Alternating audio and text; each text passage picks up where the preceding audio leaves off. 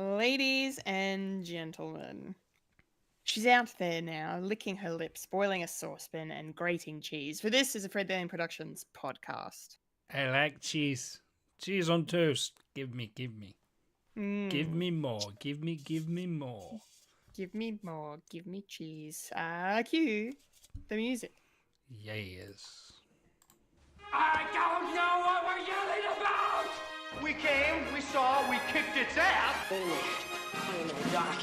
Are you telling me you built a time machine?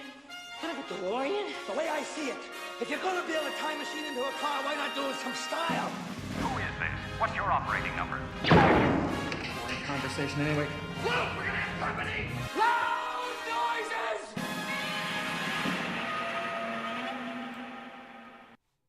Hello. Hello. I'm a Kendall Richardson. And I'm Brittany, bitch. I'm a Michael Lister. Perfect.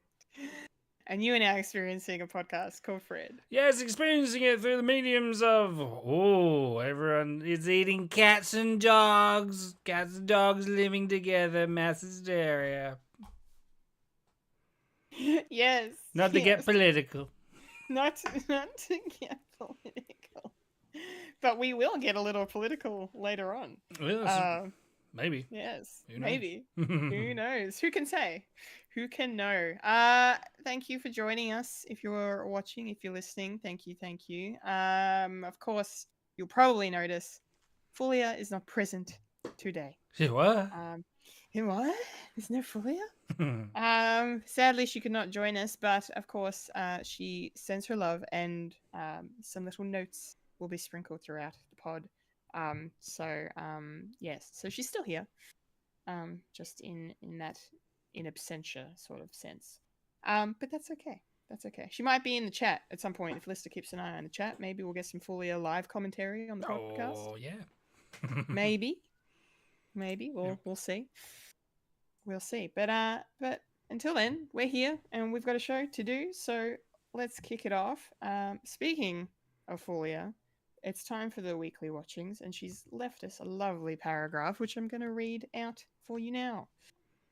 Fulya says, last week has been an interesting week of watchings for me.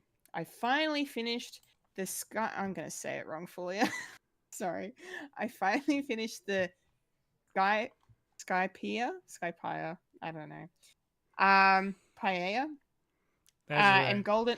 And, yes, Golden Fulya, Bell. I am reading the chat, so don't worry. I was waiting for my cue and not to interrupt. Because I'm not rude. No. So paella? Yes, paella. The Sky Paella and Golden Bell arc of One Piece. Oh. Nice. So I'm guessing she's still ahead of you, Lister. Yes. And you said it right the first time. Sky Paella? Is that how I said it the first time? I don't remember. Yes. Yes? Let's say yes. Yes, say yes. Let's say yes. Sky Paella.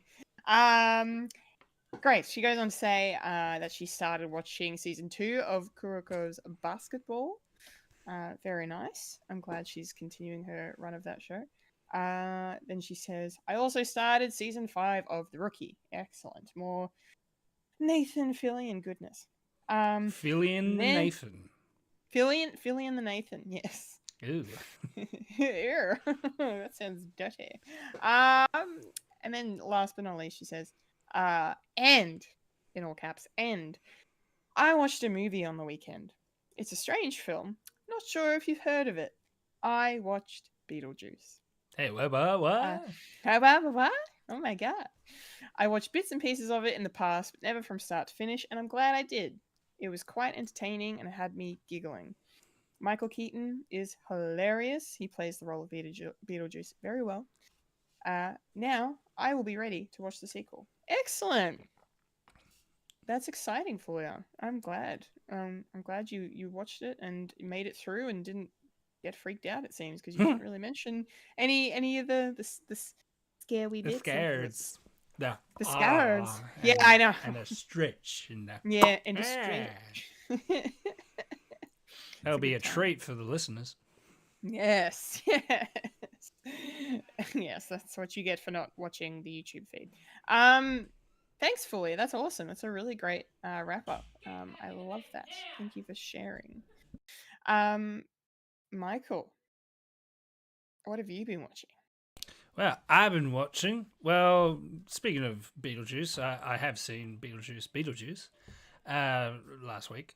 And Catherine O'Hara, of course. And it got me thinking, because we're also watching Only Murders in the Building, and Sean Levy's in it. And I haven't watched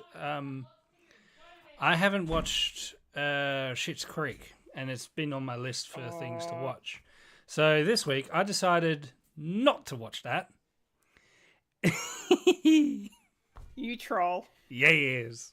But speaking of Fulya as well, my TV is an LG, and they're doing a 10-year anniversary thing where you can get like streaming services for 3 months, like a 3-month trial, and I decided to bite the bullet and actually get Apple Plus. So I've been dabbling in some Apple Plus this week, which I'll be keeping for the next 3 months. So until Christmas. Great. Yeah. So I haven't watched like a full thing of any TV show just yet. I've only dabbled in like one episode for things that I've been meaning to watch. So starting off, I've been watching the newer season of Fraggle Rock, and also the old version of Fraggle Rock is on that as well. So been watching simultaneously through those two, and that's just a bit of fun, and it just feels good, and just it's just a lot of good vibes. The old one I used to watch a couple of times because my sister's a little bit older than me, so she knows like a lot more about it and actually got copies of it. So that's a bit of fun and reliving nostalgia, which is good. The new version is a lot different, more expensive. Apple Plus has got all the money. You can tell that they've got all the money. They can spend. I've got a lot of it. Yeah. They can do whatever they want, but no one's watching. So, because it's too difficult when you're not an Apple user. I'm an Android boy. Apparently. Yeah. Okay. So it's a bit. What I had to do was my wife had to get a new phone, and she's an Apple product person, and we don't know what to do with her old phone. So I said, I'll just put in my Apple ID. I brush that off because I had that for years now because iTunes and that. So I put that on so I can actually watch it, and it's my program and all that, and that's great. And yeah, I've been meaning to watch Fraggle Rock because I like Fraggle Rock. Another one that I watched was Central Park. It's from the same creators as Bob Burgers, and I do enjoy my Bob Burgers. A lot of singing in that. There's a lot of singing in Fraggle Rock, and a majority of the stuff that I've been watching is actually a lot of musicals. So if you don't like musicals, that's fine. I'll probably put that Central Park on the back burner because didn't really get that much into it. It's like, yeah, I get the premise, but I'd rather watch something else. And the other things that I watched was Shrinking. I finally seen the first episode of Shrinking, and I'll probably stick to that one because that got most enjoyment out of me, and that was great. Jason Segel is a therapist who's lost his way because life happened to him, and a therapist needs to see a therapist, and that therapist is the man himself, Mr. Han Solo himself. In the I just love he's just grown into the old man that doesn't give a shit. Yeah.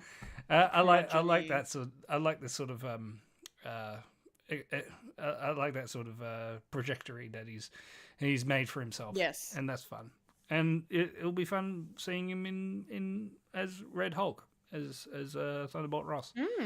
See how that goes. That's why I like the newer Indiana Jones as well, because I didn't expect. Yeah, shrinking is great, Fulya. Thanks, because you've been raving about it as well. Yeah, and what I was saying. That's why I really liked the new Indiana Jones, because I like characters, and this is probably going to go on for the Beetlejuice. I like characters who, if there's a significant amount of time in between, like stuff, I don't want the exact same character. I want to see the character that's developed behind the scenes, and they're actually on a different trajectory, and that's why I kind of like the Harrison Ford Indiana Jones in Dial of Destiny, where he is an old man, and you get to see him as an old man, and with his shirt off as well, because we've seen Harrison Ford with his shirt off in the 80s, and he's fucking ripped, and you see him as an old man. I kind of like that sort of dynamic that it comes with the character. Going on, another show that I really wanted to start watching is Time Bandits, the Taika Waititi version of Time Bandits from a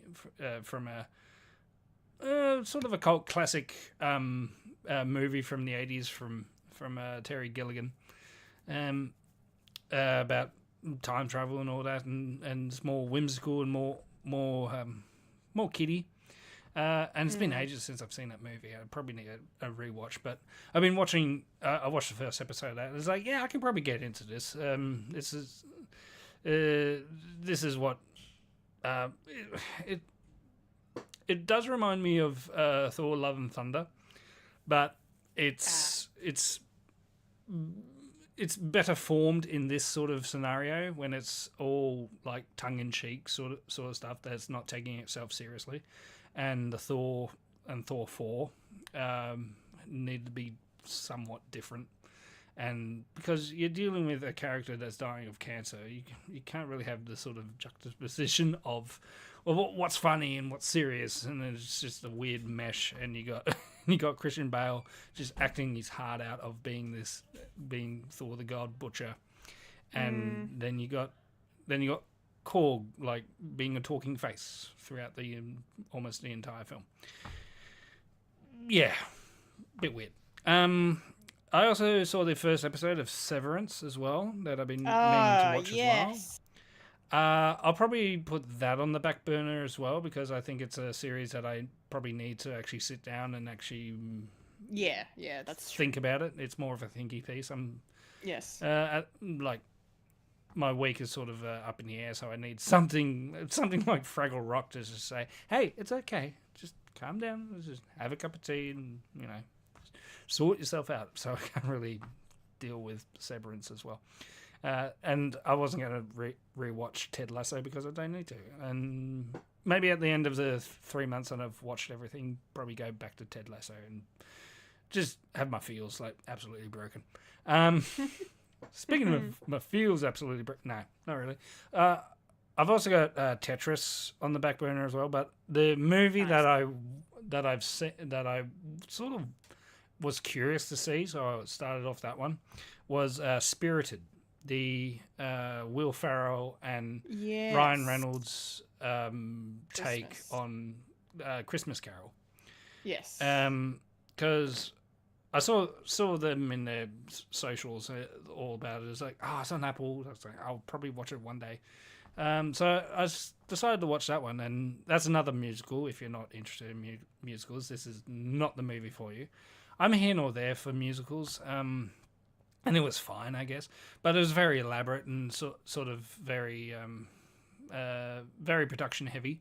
A lot of choreography, and it's a choreography, and it's very very whimsical on that. It's sort of a quasi sequel to the Dickinson's novel with Scrooge and that. It's set in the modern day, and Ryan Reynolds' character is like the Scrooge of well, he's like Scrooge. He's he's like the Bill Murray character from Scrooge. But it's a PR firm, and he has to make people's lives hell for a bit, so they can, it's a PR firm. And Will Ferrell's character is, I don't know, a bit of a spoiler, but essentially his role is ghost of present. So, and it's this sort of, well, it came out in 2022, so it sort of is in the right time of everything is a industry, like a bit like Inside Out, where you're inside your head, you've got your feelings, and they are like a organization that actually deals with that. So this is like a Christmas Carol, like study. What would you call it? It's like a conglomerate sort of thing. Sort of a. Here we are. Yeah, it's like the Pixar thing. It's like Monsters. Reimagined? Yeah, it's more like Monsters Inc., where it's actually a factory of getting kids to scream from. Have you seen Monsters Inc.? Yeah. Yeah, it's sort of like that. It's sort of like a factory sort of thing. So this is sort of like they got different clients. It's like, okay, we got to make sure they actually have the same lessons as Scrooge has. Right. To like get them out of their funk and like change their ways of life and all that, and that's studying their life like from start, middle to end, and so on and so on. And so Will Ferrell's character saw Ryan Reynolds' character. It's like, okay, that's the next person. It's like, are you sure? It's like, yes, that one. But he has reasons, and that is a spoiler. If you're interested in watching it, I don't know. It was good up to a point, and I wouldn't put it in my sort of bag of, these are the versions of Christmas Carol that I really want to watch like each year, because I have a few, and it didn't really make it because there was one thing in the future. That they sort of said, your actions have consequences, and there was one bit where I did not like, because I like it. It had horror elements as well, but I did not like what they did, because I thought it was way too dark, considering what you're doing is essentially a Christmas comedy musical, and I thought it was way too dark, and they only focused on it for a little bit, and it took me out of the movie, and I thought, no, I do not like you. I do not like this movie. Okay. Yeah. I want you to spoil it for me. I'm not going to watch it. Okay. Essentially, Ryan Reynolds' character has a niece whose mother, who's Ryan Reynolds' sister, dies, and she wanted him to look after her because he's well off and all this, and she wants to make sure she has a comfortable living, and he decided, no, I'm not the person, I'm not the fatherly figure, you should give her to the younger brother, and he's basically flaked out, and it was on his sister's deathbed that he said this, and it was his biggest regret ever, and so the niece is, a few years later, the niece is running for like student body president or whatever it is in American terms, and so he decided, Ryan Reynolds decided, I know, we can treat this like a political sort of thing, and if we can need to find the dirt on this kid who's like a straight A student, and like offers his time at like soup kitchens and all that, and it's like, we need to find something so we can take this guy down. It's like, but he's a nice guy. It's like, I don't care, we need to take him down so you can ride the wave and be student body and all that. And they do find this thing, which is a very minimal thing. It's like he did like a post that he deleted where he says, I'm looking. It's like I'm looking after poor people. Ew, and it was something like that.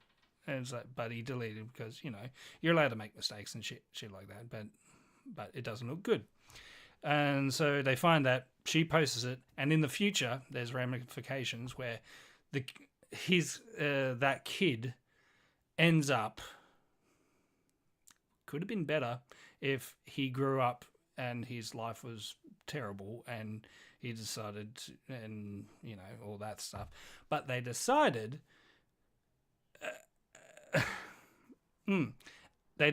that kid would feel absolutely horrible. Everyone's dunking on him because social media and all this. The kid decides to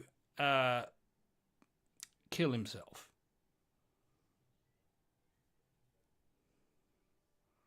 Yeah, in the same way. Goes through with it. Goes through with it. Like, what the fuck? Yeah.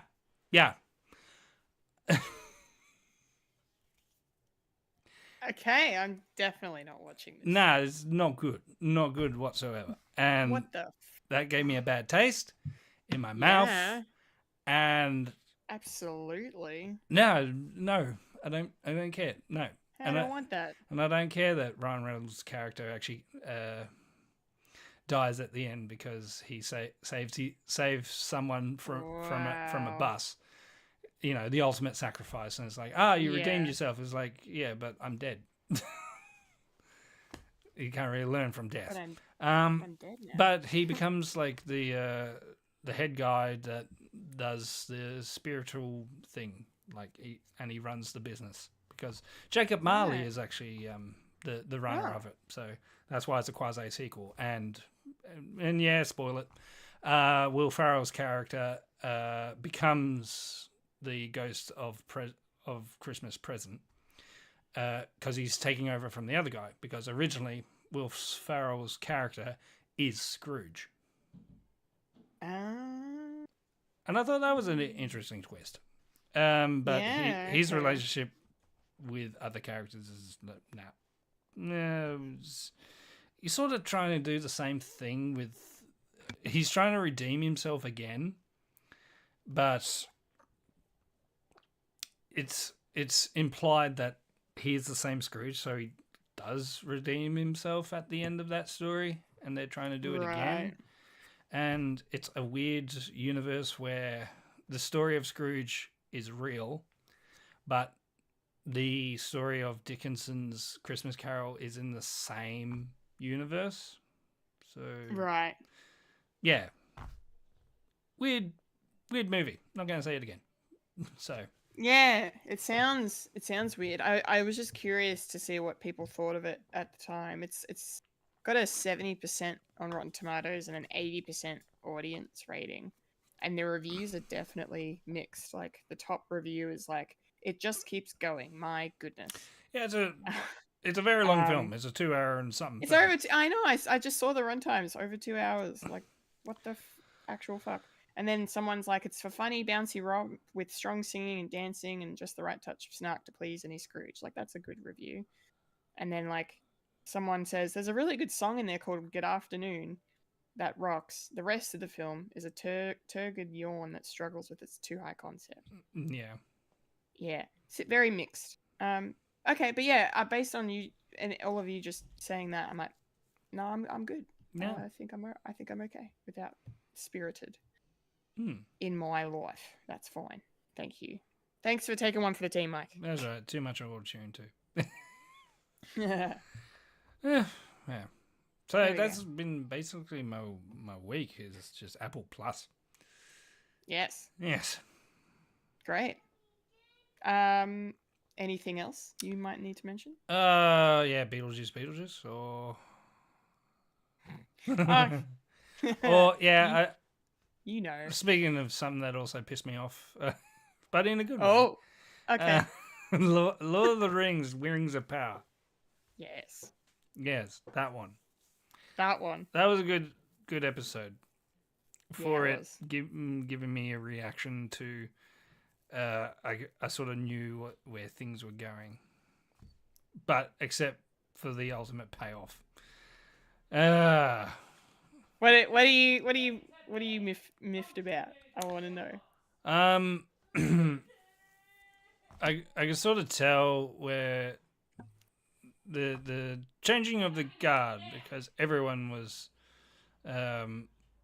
the the ramifications of a new king and new overlord. Yes. And it's like, Yes. yeah, I get that. And the sniveling little coward. Oh. Mm, Yep. I'm angry. yeah. That as well. So then just the Numenor stuff kind of like annoyed you because like it's genuinely annoying, or like annoyed you because like, oh, I hate those characters and what they're doing is It's sort of, I wouldn't say annoyed, but I could sort of get every beat, and it's like, yeah, okay. it's like, yeah, it's like okay, disperse, like essentially going into a shrine church and taking it over. It's like, yeah, give him the idol, and it's like, you're gonna drop it, aren't you? And then poof, it's like, Yeah.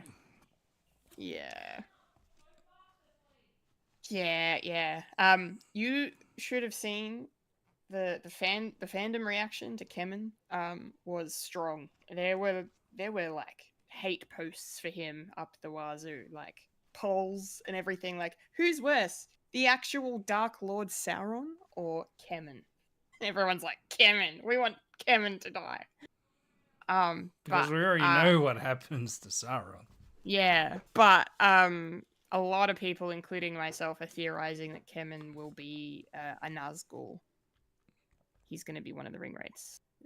That's what we're thinking. One of the 9, because three of the 9 are Numenorians, so it's going to happen. Yeah, him, King, and someone else. Well, that would be an interesting twist if they made Pharazôn a ring wraith, but canonically he's not one. He dies horribly when Numenor sinks into the sea, or no, the Valar kill him when he goes to the Undying Lands. I can't remember. The Silmarillion's dense. Anyway, it's fine. Okay. Well, yeah. I'm glad you liked the episode, though. Yeah. And I'm just, yeah, and I enjoy the Sauron thing, like the manipulation, and also the Bringborn, like not necessarily a huge pushover. I kind of like he's actually holding his own and that sort of thing. G'day, Phil. Who's also in the chat. We're talking about Lord of the Rings. Hell yeah. Yeah, and the sort of prolong is like, we did the 3, that was okay. Then we do the 7. And it's like, there's trouble. It's like, and Sauron uses blackmail to get the 9 done. And it's like, yes. And he does the disappear, and they do the disappearing. It's like, I get that. And it's like, you saw the true form of Sauron. That's why he looked crazy. And then you said, no, it's this guy. It's like, you manipulative piece of shit. He's so good. I know. I like it. Yeah, it's great. Yeah, Bringborn. My heart goes out. I know. That scene, like near the end of the episode, where he's like he's just decided that they're gonna make the 9 to redeem the 7, and then he walks away, goes up into his little alcove, and then Anatar, Sauron rallies the troops and like, my friends, don't be dismayed. We're gonna make the 9 better, than ever, because it's what Celebrimbor wants, even though he's hard on you, and blah blah blah. Meanwhile, Brimby's shaking, like near breaking down, like he knows something's wrong. It's just, he's going down. I feel, we're all very worried about Celebrimbor. I'm gonna cry so much more than I already have. Cool. Yeah. Shall I keep going then with my thoughts? Yeah, and I also yes, and I also did the Leonardo DiCaprio meme. Ooh. I know that door. Yes, the doors of Durin. The doors Yes. of Durin. We got him. We got them, and they said the thing. They did say the thing. Only a true friend can make it. Yeah. Open. A password known only to friends. Yes. It's like, Yes. ha Yes. ha. Yes. I have mixed feelings about how they did the Doors of Durin. I was hoping we were going to get to actually see a bond form between Na'vi and Celebrimbor, because I think it goes like, it's not just about representation of the elves and dwarves friendship. I think it's about Na'vi and Celebrimbor as well, because like they were partners or they were friends or whatever. So in this they kind of very much bare bonesed it, which is fine. I mean, there's so many fucking storylines. Like, this show would really benefit from 10 episodes, and everyone's been saying that. Like, not just the critics, but like hardcore fans like me are all like, it needs more episodes. There's too much going on. We're not getting into everyone's motivations and development character wise, and it's a bit tricky. Yeah, but that's okay. I'm kind of like the But it's- opposite. That Oh yeah, you think it's fine? I like it. Just keep on going, keep on going, keep on going. Punchy. Yeah. The that's fair. main reason that that I kind of like it is more streamlined, and it's dealing with like certain number of characters. Like we've essentially got, well, now 4 storylines going off. Yeah, 5. 5. Yeah, we've got Eregion, or 6 maybe. We've got or 7. Fuck, there's so many. Eregion. And you say you want more? No, I don't want more. I want more episodes so they can spread it out, like, you know, more like spread it out like a nice piece of toast with butter. Just slather that shit, you know. At the moment it's just thin as fuck. Anyway, it's fine. Yeah, there's Eregion, Numenor, Lindon, Adar, so Mordor, Rune, and the Stranger. And and Pelagia, Arondir, and Isildur. 6. There are 6 storylines in this show, and they're all happening at once. But that's okay. I'm still enjoying it. And they're doing 3 an episode. Yeah, well, I mean, that was one thing I liked about the most recent episode, and I think a lot of critics liked about it as well, was the fact that it focused on probably the strongest storylines of the bunch, with a sprinkle of Galadriel and Adar at the end. Yeah. Give them more time to breathe and whatnot. But yeah, it wasn't really a bookend, was it? Because a recap's not really a bookend. Because the recap for this week's was the recap of what happened at the very end of it. Yeah, and Indeed. then looks like they're gonna have to side with the orcs to combat. I'm so curious. Yeah, what's gonna happen? Yes. Well, my broad thoughts on episode 5 of Rings of Power. Yeah, this is probably my favorite episode so far. I would say. Yeah, I think of season 2. I think it's probably the best one. Just because the stuff that they showed us was like just really good in terms of like developing the story and moving the story along, and then also just the performances from the cast are just so damn strong. Like, you know, the Khazad Dûm stuff with King Durin III just immediately succumbing to the power of his ring.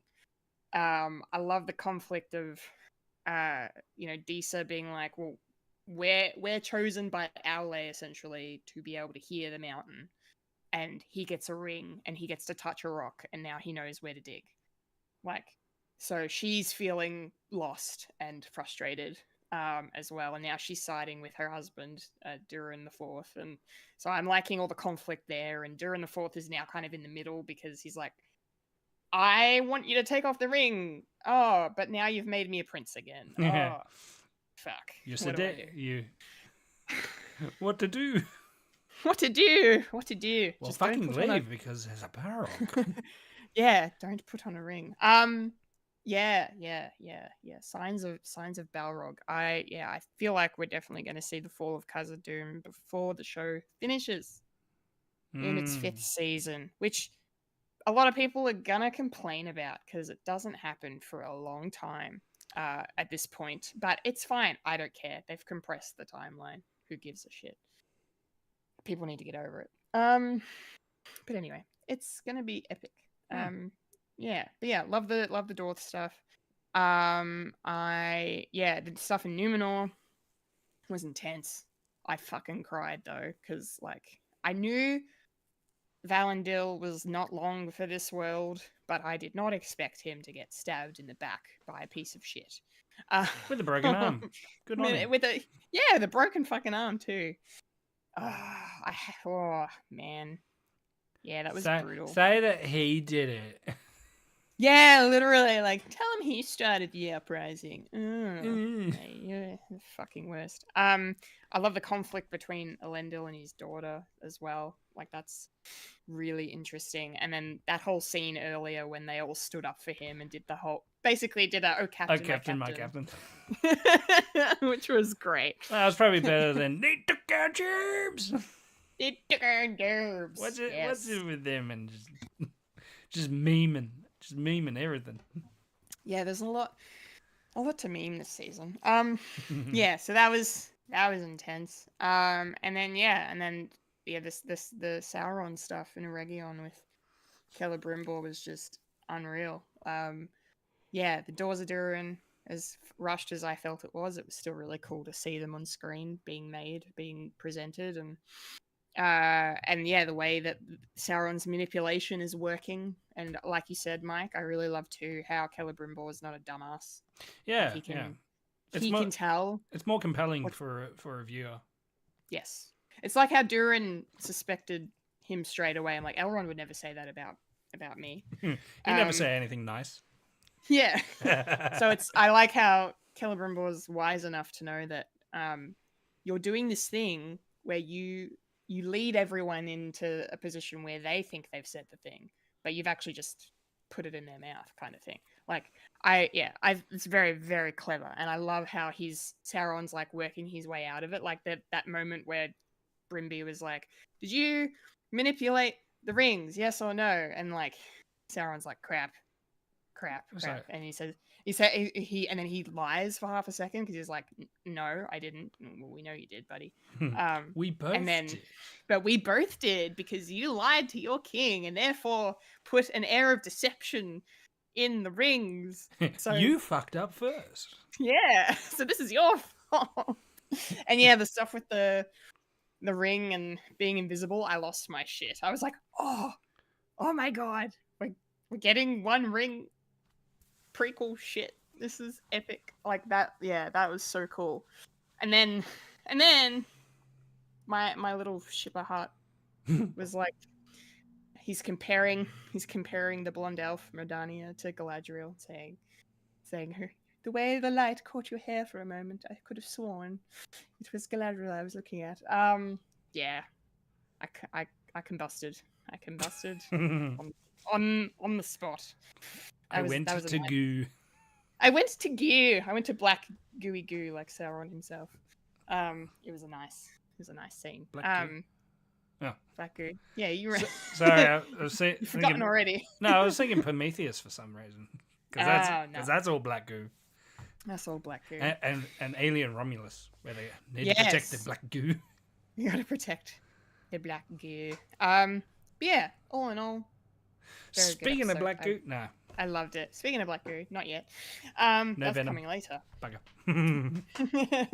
That's coming later. Yes. So yeah, Rings of Power, fantastic. Only 3 episodes to go, and we're about to get into our big battle.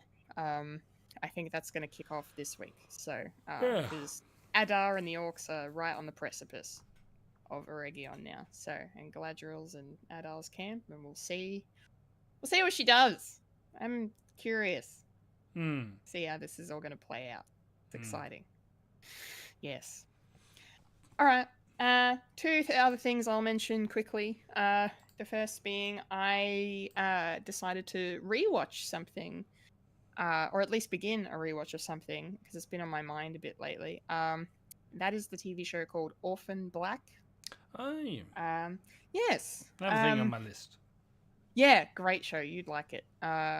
Yeah, it's my second time watching it. I watched it. Well, I binged the first 3 seasons because I found it. I think during its third season, I'm pretty sure. And then watched 4 and 5 as they came out. It's only 10 episodes a season. I'm pretty sure, something like there or thereabouts. And yeah, it's just really cool to revisit the show that kind of took up a few years of my life. Just before COVID. So getting back into that, watching Tatiana Maslany, She-Hulk herself, be amazing and just play 5 million different versions of the same person. It's a wonderful thing to watch. Yeah, and I'm remembering things, like there are little bits in the story that I'd forgotten about because it's been so long since I've watched it. So that's kind of cool to like. It's almost certain parts of it are almost like I'm watching it for the first time again. So I like that a lot. So that's fun. So Orphan Black is where it's at for my TV watching. As for my movie watching, I took myself to the cinema this week and I got to see Beetlejuice. Don't say it another time because Don't say it another time. The podcast will be over. Yeah. I liked it. I enjoyed it. I thought it was a good time. I really love Catherine O'Hara. I mean, of course, because I have a brain and she's amazing. But there was this one moment, and I can't remember what point of the movie it was in. It might have been. I don't want to say in case spoilers because Fulya is watching. Yeah, Fulya is probably watching. gonna watch it. Yeah, I won't spoil it. But there was this one moment where Catherine O'Hara did this reaction, almost apropos of nothing. She just made this noise, and I just lost. Me and my friends we just fucking lost it. She makes the best faces and the best sounds, and she's just comedic gold. So I live for her. And she screams Kevin. Kevin. But yeah, in terms of like being a legacy sequel, like 30 plus years since the first movie, 36 years because it's the same age as me. Older than me. By one. It is older than you. Yes. I thought it did a really good job. Like similar in the the Ghostbusters Afterlife vein, the Cobra Kai vein of just being able to recapture what the original film did, but do it differently. Like this is definitely a movie that's made now, because this, to me, Beetlejuice in the first movie, he's very adult, I guess. He's very sleazy. He's very gross. He's very inappropriate. It's all very funny, but there's a lot of jokes in that movie that wouldn't hit the same way now because of age and whatnot, time, things, society. So this very much feels like this generation's Beetlejuice. Like he still has the same kind of humor and the same sensibility to him. But I think he's just a little bit stripped down in that sense, which is fine. I didn't rub me the wrong way. It's like you said before, Mike, like seeing characters at different points in their lives and they're going to be a little different makes a lot of sense because they've lived a life in that time. Yeah. Like Lydia, for example, is what Lydia. I was going for.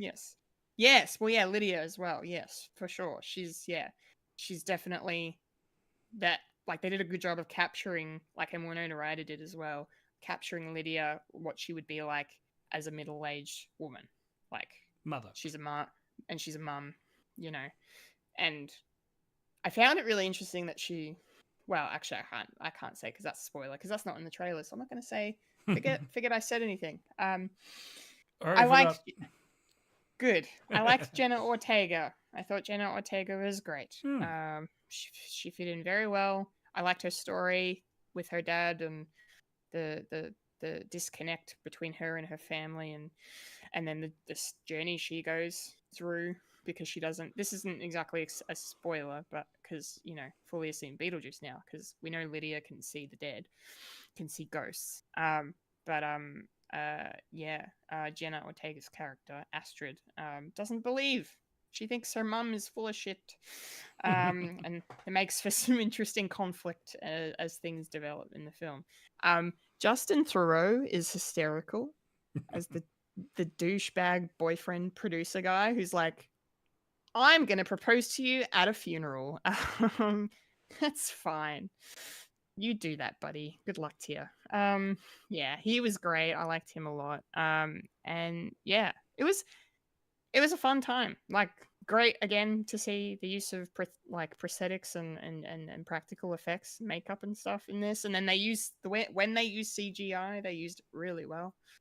I thought so. Sparingly, Yeah, sparingly. There was something else I was going to say about it, and it's annoying me because I really wanted to mention it. Now it's gone from my mind, but yeah. Anyway, but it was good. I liked it. Yeah. I thought it was good. So I do great. contest. Well, that's It was good. yes. It was an enjoyable sequel. Cool. Well, that's it for the weekly watchings then. Shall we move on in to the nerdy news? We shall.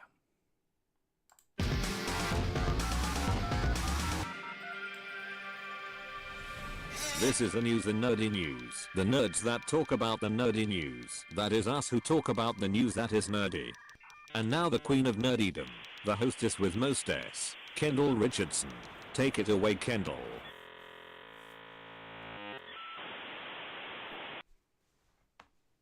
It's me. Hello. Hi, Adele. Yeah. You said that backwards. I did. I did because I'm different. Okay, so we're gonna have to get a little sad for a little bit at the top of this segment. Because lost a couple of iconic figures this week. Starting with, of course, the legend that is James Earl Jones. Ladies and gentlemen, James Earl Jones sadly passed away this week at the age of 93. Holy shit. What an innings. Still so sad to see that he's no longer with us. But like, he had such an incredible life and an incredible career. You know, he'd been acting for probably 60 plus years at this point. You know, been doing it for a long time. He was in Doctor Strangelove, for God's sake. Like, that's dude's been around forever. Of course, we, especially here on this podcast, are most familiar with James Earl Jones as the voice of Darth Vader. Pretty much, no offense to the wonderful David Prowse, but pretty much the reason I think Darth Vader is so iconic is that voice. You know, the breathing and that deep, you know, the way James Earl Jones delivers those lines, and like some of the best lines in cinema history, you know, like it's just, you see an image of Darth Vader, you think of that voice immediately. And then of course David Prowse finished the package with that, you know, his tall, imposing figure and the way he stomped around and all of that. So, you know, the two of them together were a dynamic combo. But yeah, that voice stays in your brain. So good that, of course, when we were kids, we also knew James Earl Jones as the voice of Mufasa. You know, one of the most heartbreaking characters in Disney history, you know. And yeah, I love his version of Mufasa, like his take on Mufasa. It's great. It's wonderful. Like he really nailed that tone of father figure, you know, a good-hearted, kind-hearted soul, but then he could be a king when he needed to be a king. Like I remember moments watching The Lion King as a kid and being like a little scared of Mufasa at some points, but then at the same time being like, oh, he's still a cool dad. Look at him fight with his little cub. He's still cool. Yeah, love. And then of course, as we get older, we, you know, might watch other things that James Earl Jones did. For me, that was Coming to America. Seeing him as King Jaffe Joffa, a role which he reprised, I'm pretty sure, in Coming to America. if Yeah, I'm he not did. mistaken. Yeah, one of his last roles. Yeah. Yeah. He's great in that movie. As well. Very funny. Like he's plays everything fully serious and straight, and up against someone like Eddie Murphy. Yeah, you're gonna be hilarious regardless. He's great as the king in that. I really like him in that movie too. So those are my kind of thoughts and feelings about James L. Jones. Mike, do you have some memories, fond things to share about the late and very great James L. Jones? I think it's sort of the same for everyone else. Like, yeah, the big stayers is like Mufasa and Darth Vader. Did a lot of voices. Just had a natural presence of a voice. Just looking at all the stuff that he has been in, like he does a lot of narrative work. Like he was like a narrator, the narrator of Michael's past in Click. Narrator in Scary Movie 4, uncredited. so a lot of stuff that he's done is pretty much like tongue in cheek. Is like everyone knows his voice. And from Star Wars and being Mufasa. Speaking of which, I don't know if he's going to like do like I don't know stuff within the new Mufasa movie that's coming out soon. I don't know. I haven't heard anything from that, so yeah, neither. Who knows? I'm sure there's information out there. Yeah. Probably my favorite thing that is sort of tongue in cheek but still serious at the same time is when he did Edgar Allan Poe's The Raven for Treehouse of Horrors. Of course, and The Simpsons. How could I forget? Yeah. Well mentioned. Just an absolute presence and it's going to be a shame because he had a very iconic voice and the voice of CNN as well. and that Simpsons meme where Bleeding Gums Murphy is saying goodbye to Lisa, and then all of a sudden there's Mufasa and then Darth Vader, and then the face of James Earl Jones as well. So there's a lot of posts going around of that particular screenshot of him being in the sky now, and it is a shame, but 93, big bugger of wind. Indeed. Yeah, and 93, and will forever be remembered. Yeah. And absolutely. And being in Doctor Strangelove as well. Sadness. Yeah, it was sad. And speaking of sad, especially for me, this next one, because this only just happened today at the time of recording. I hate that I'm about to say this. So unfortunately, we lost one of the Jackson 5 today. Tito Jackson passed away. Had a heart attack at the age of 70, and sadly did not make it. And yeah, I'm really upset. Understandably, because if you don't know me, if you know me, I should say, I'm like massive Jackson fan, especially Michael, of course, and that extends to the whole family. So yeah, the Jackson 5, Jacksons. Tito was a member of both iterations of the group. And And I don't know if people are aware. I don't know how wide. I'm sure it's a widely publicized story, but in case people are unaware, basically the reason we have the Jackson 5 is because of Tito. Because so their dad, Joe, was in a band himself. He was a guitar player in a band, and he wanted success for himself there, but it didn't work out. But he still kept his guitar, and he kept it in his closet, in their home. And when he'd go to work at the steel mill, after school, before Dad got home, Tito would sneak into the parents' room and play on the guitar. And he taught himself how to play. And one day, very famously, one day Tito broke one of the strings. And he was terrified. He's like, "Oh no, I'm done for. It's over." Like, because this is the 60s, right? Like, kid fucks up in the 60s, they're gonna get a thumping.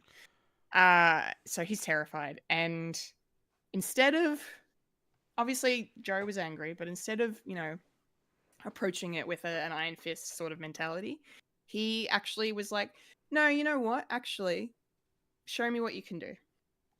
And Tito played for his dad, and his dad was very impressed.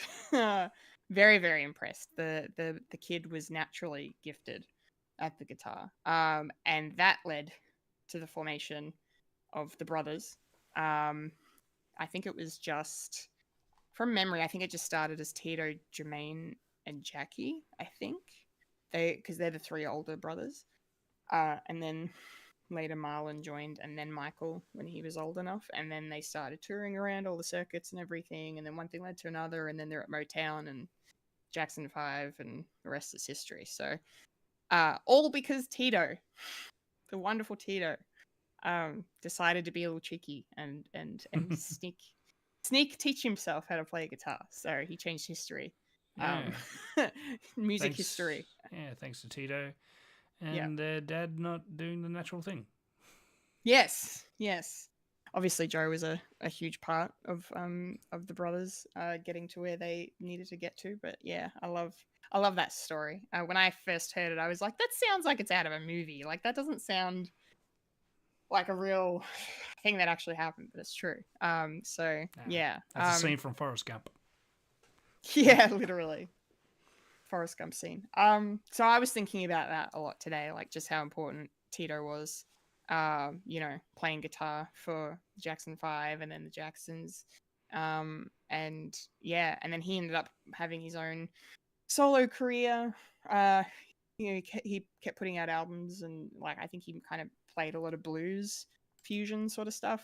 I haven't really listened to too much of it, sadly, but I did get the chance to see Tito live. Fulya did as well, actually. I've seen the Jacksons twice, but the second time I got to see them, Fulya was actually with me. So we got to see them a few years ago, the last time they came to Australia. And that was an amazing show. It was really, really cool. So very lucky to have the privilege to have seen Tito with the brothers before he sadly left us too soon.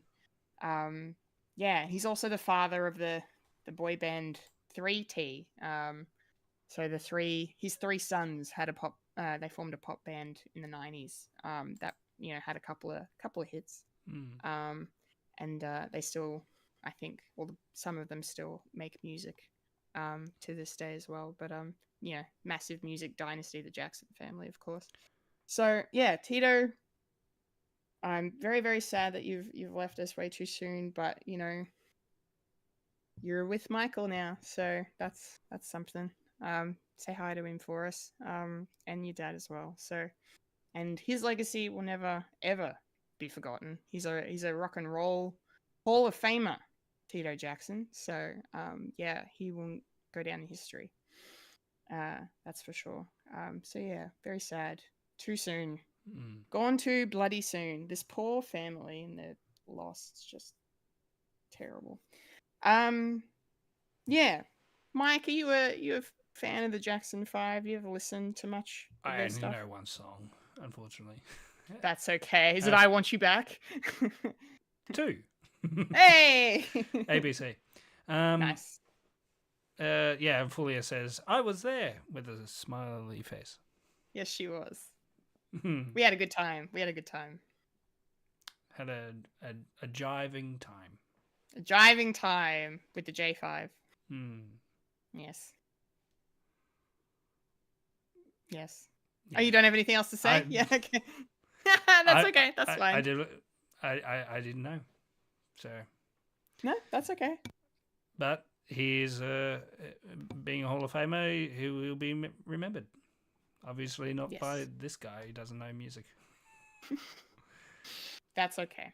That's all right. I hit the strings, they go twing. I forgive you. Okay. Let's turn things around, shall we? Maybe not for Mike, but for myself. Yeah, I haven't really got much to say this week. Yeah, it's another slow news week here. But that's I'm doing right. the Fulya role where I haven't got much to say. Maybe I have some gaming news. Secret gaming news, yes. The PS3, the PS5 Slim looks like a piece of shit because it doesn't have a CD player. Oh yeah. Yeah, everything's going digital. Because the digital console sold so well for them. Great. Yeah. It's fantastic. I really want an established gaming console that's now a Steam Deck. Great. Fulya says, actually it's a PS5 Pro. I don't care. I was gonna say I don't know if there was a difference between the Pro and the Slim that you're talking about, but I knew about the Pro and everyone complaining about how expensive it is. Yeah, $700 for something that isn't compatible to physical media. I love that fact. Yeah, thanks Sony, doing so good. All right. Fulya is the price is at 1,200 with no stand or disk drive. Yeah, there is a difference between the Slim and the Pro. Oh yeah, the color. I love this. Yeah. I'm back to my. I'm back to my stance of just yelling at chat. This is great. You're the Kevin Smith of Fred the Alien Productions. Fulya says the Great. performance. ... Oh yeah. The performance of not playing my discs. Anyway, I love it. Back to some other bullshit. Back to some other bullshit, yes, because it's time to talk about the Emmys. And yes, you did hear that correctly. The Emmys happened because we did have an Emmys earlier this year, but that was last year's one because of the writer's strike. Sorry, strike. Another thing. Fulya says you can buy a disk drive, Michael. Yeah, an extra thing to buy. I love consumerism. Fuck you, Sony.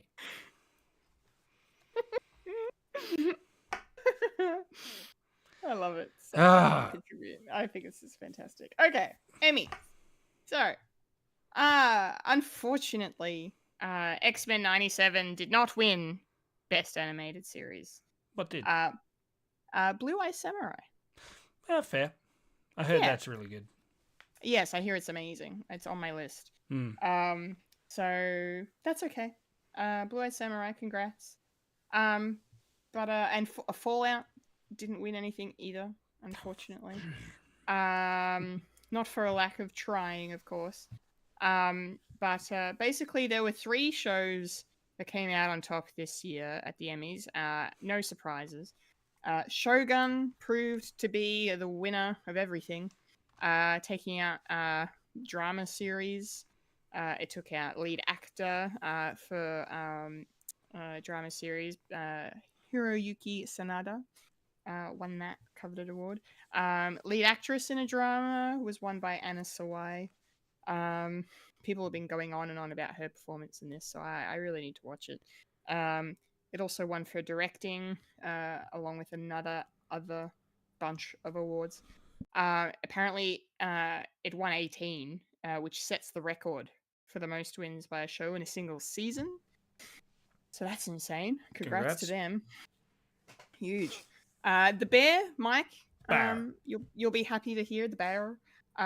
It won 11. Best comedy. Best comedy series. You Fucking know it. hell. But did you see Eugene and Dan Levy made a joke about that? I didn't say anything. Sorry. No, that's okay. I'm not surprised to hear that. Basically, I'm paraphrasing terribly here, but they made a joke along the lines of like, we're going to talk about the bear, but we're not going to do anything funny because it's not a comedy. It's not a. They made a funny joke about it not being a comedy. We're not going to tell a joke because it's not a comedy. It was the gist. I liked that. I thought that was great. Yes. But yeah, they won 11 Emmys, including. Oh, actually, no, it didn't. It didn't win Best Comedy. I lie. I read the article wrong. Hacks won Best Comedy. But lead actor in a comedy went to Jeremy Allen White, who plays Carmi, of course. Carmi.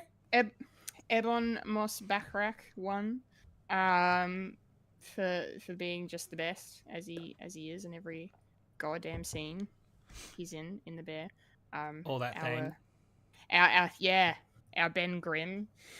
That thing. And then Liza Colon-Zayas won for supporting actress. She's amazing in the Bear as well, so that's really cool. And as far as Aussies went, Elizabeth Debicki won for playing Princess Diana in The Crown, which is excellent to see. And then the other thing to mention, Baby Reindeer also did really well. They won Best Limited or Anthology Series, and both the lead actors, Richard Gadd and Jessica Gunning, took home awards for their performances in the show. And Richard Gadd actually won for writing on the show as well. So he's a dual Emmy winner now, maybe 3-time considering he created the show. So great success for him. So that's pretty much the long and short of it in terms of the Emmys. Nothing unpredictable really among the bunch. Do you have a sentence for me, Mike? A single Any brief goss? thought? Any goss? I have no goss. Any Will Smith hitting Chris Rock? No, but someone named Will Smith won an award. I just saw that. Where is it? Greatest hit. Down, I'll find it. Will Smith is apparently a writer on the show Slow Horses that stars Gary Oldman. That's on Apple TV Plus. He won for writing for a drama series. So there you go. His writing slaps. Yeah. His Yep, greatest hits. You're welcome. Yeah. Anyway, Only Murders in the Building didn't win anything either, so it's unfortunate news. But greenlit for a 5th season, so yeah, it's coming back, baby. Ew. All right. I know we're not going to talk about it this week because Fulya's not here, and I want to talk about it with her. But it was this week that I just noticed that Steve Martin is old, and it made me feel old. Oh no! Oh no! I watched Parenthood. Not Parent Trap. Parenthood. Oh, Parenthood. Yeah. Like as a kid, we had to watch it for school for some stupid reason. I don't know why. Yeah. Interesting. The dildo scene just went over our heads. Actually, no, it was I went to a Catholic high school, so they edited the whole thing to get rid of all those bits.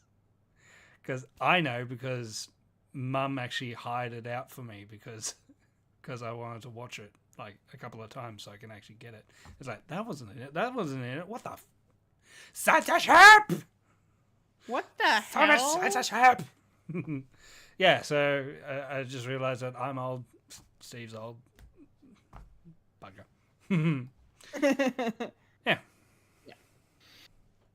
All right, shall we move on then? We shall move On. on. That's the nerdy news, which means we're going to roll on up to the trailer park.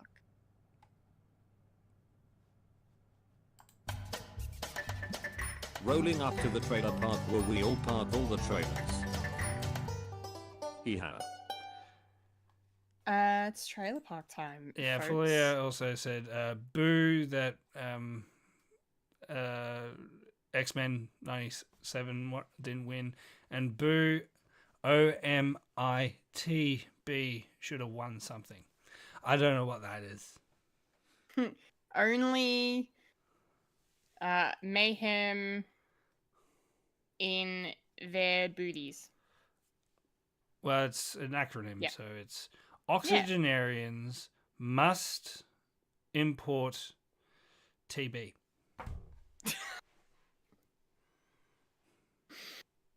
Yes. Yes, Yes. Yes. tuberculosis. I like tuberculosis, which can kill you. Trailer park time. It's trailer park time. Speaking of which, our first trailer is the final, I think, but probably not because we're still over a month away. Final trailer for Venom: The Last Dance. Dance. Or dance, depending on what part of the world you live in.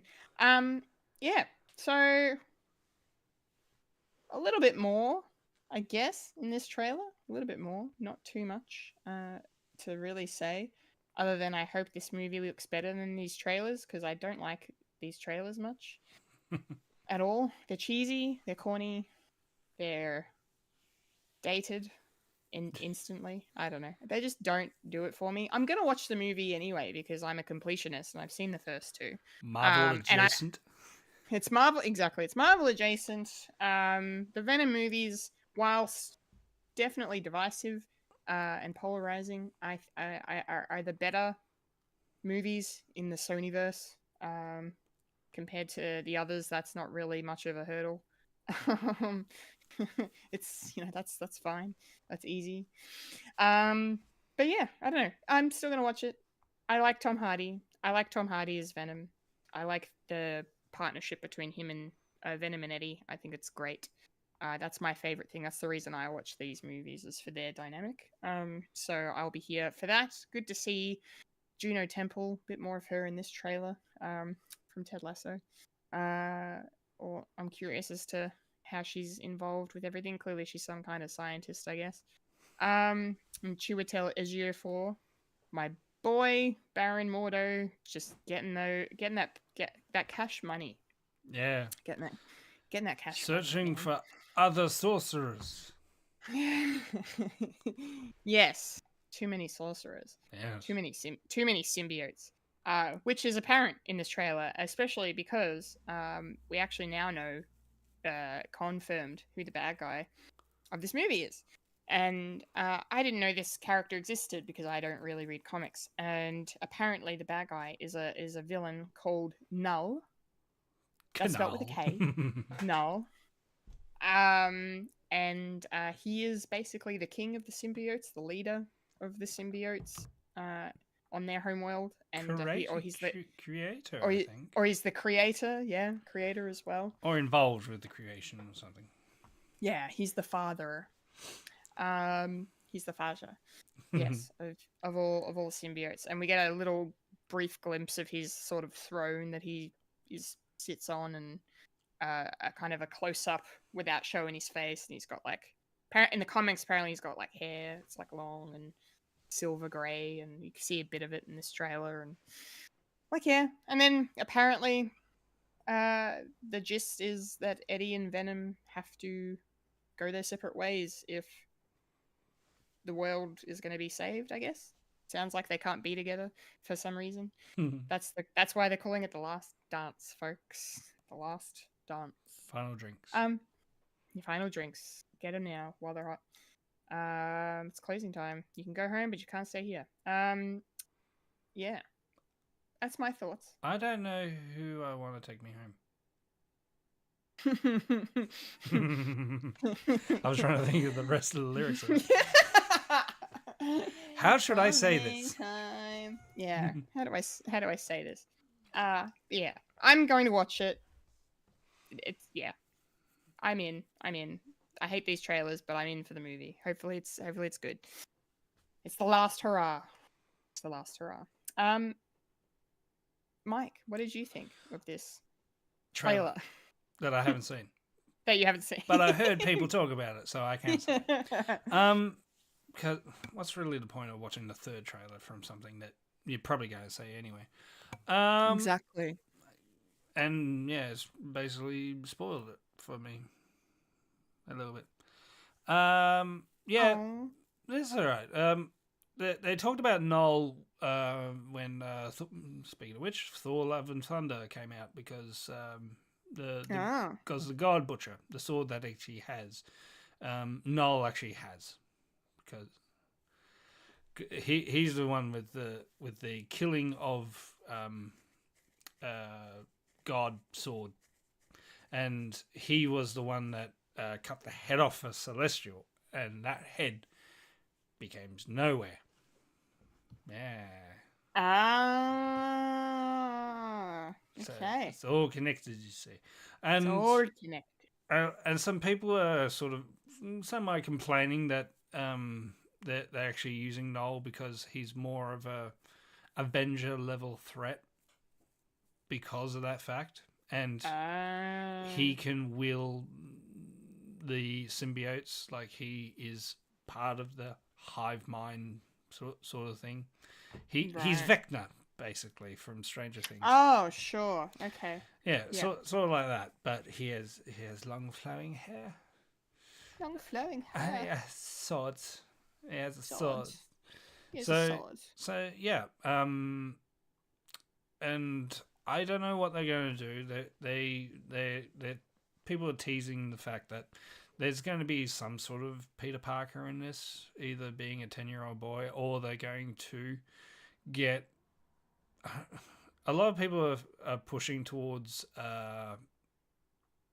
Andrew Garfield, Peter Parker, to be in this, so they can finally get a Spider-Man in this thing. Well, a Spider-Man, and as well as getting Venom to have the spider symbol on his chest, because he doesn't have it in these, and that's essentially. Or it's going to be Tom Holland, but who knows what they're going to do with this? But yeah.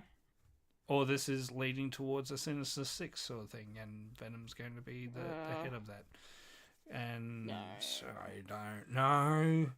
But out of all the adjacent Sony Spider-Verse movies, the Venom ones that I've actually seen, and all the rest I haven't. But I am thinking of doing Morbius, because a podcast that I listen to, one of the guys is on holidays, so they're actually releasing some stuff just to bridge the gap. And one of them is they do a commentary over movies, and one of them that they released today was Morbius. So maybe I could watch Morbius with their commentary. I don't know. Oh, that could be interesting. Yeah, because I am curious on that one.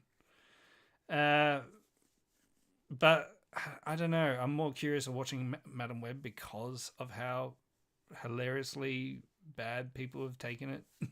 But I don't know. But back to this. Yeah, I might actually watch this, but I'm not sure if I'll see it in the cinemas, because I didn't for the last one. Well, I couldn't. Okay. It was lockdown. So. Oh yeah, true. It was 2021, I think, that came out. Yeah. I watched it legally. Funny. Wink, wink. Winkety winkety. I must still have that. And that was fine, I guess. I mean, people complained that Carnage wasn't really Carnage, but what can you do? I don't know. But more symbiotes coming out. More symbiotes coming out the bag. When is it coming out? Well, I'll tell you. Thanks for asking. Venom: The Last Dance. Will be in cinemas. Will be in cinemas on the 24th of October. The final tango in Paris. Yes. The last tango. Last tango in Paris. Yeah. Okay. Trailer 2. I'm so kind of keen to talk about this because this is a movie that's kind of been in the forefront of the festival circuit this year and just the news cycle in terms of movies coming out this year because this is a film called The Apprentice. And if you're thinking what I'm thinking, you're thinking correctly because this is a movie about Donald Trump. So it's a movie version of The Apprentice. Yes and no. So this is based on Donald Trump's earlier years. Basically, I think it's set in the 80s. I think it's 70s probably and 80s. 70s and 80s. He is an old man. He's a very old man, yes. Yep. And yeah, it's basically how he meets Roy Cohn, who went on to become one of his closest confidants and mentors, I suppose. It's probably a big reason Donald Trump is who he is in part to Roy Cohn, I would say. And we see him meet Ivana Trump as well, his very famous wife. Played fantastically, it seems, by Maria Bakalova. Hello. She's getting wild praise for her performance in this. I'm excited. I mean, the three main players all are. I mean, we've got Sebastian Stan himself. Winter Soldier is playing Donald Trump, ladies and gentlemen. Hey, come on. Tommy Lee. Yeah, Tommy Lee is playing Donald Trump. Yeah, Tommy Lee.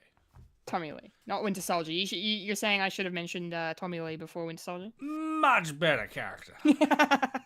Bigger dick. Bigger, yeah.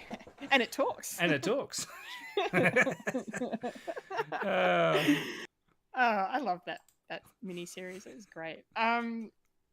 So Sebastian Stan is playing the cunt himself. And Jeremy Strong, from Succession, among many other things, is playing Roy Cohn. So yeah, this was a great trailer. Like set to the music of the Ramones. I did not expect to see that or hear that. I think that's hilarious. But it just looks wild. Like it just looks like they've filmed it on film. Like it has that dated, aged look. Proper grain. Film grain going on. Like it was actually filmed in the 70s or the 80s. So I love that they've taken that approach to it, or at least in the cutting of this trailer they have. So that's great. Yeah, it was a really cool trailer. I think it's a great example of what a good trailer is, what a good teaser trailer is, showing you what you're in for, but not telling you everything.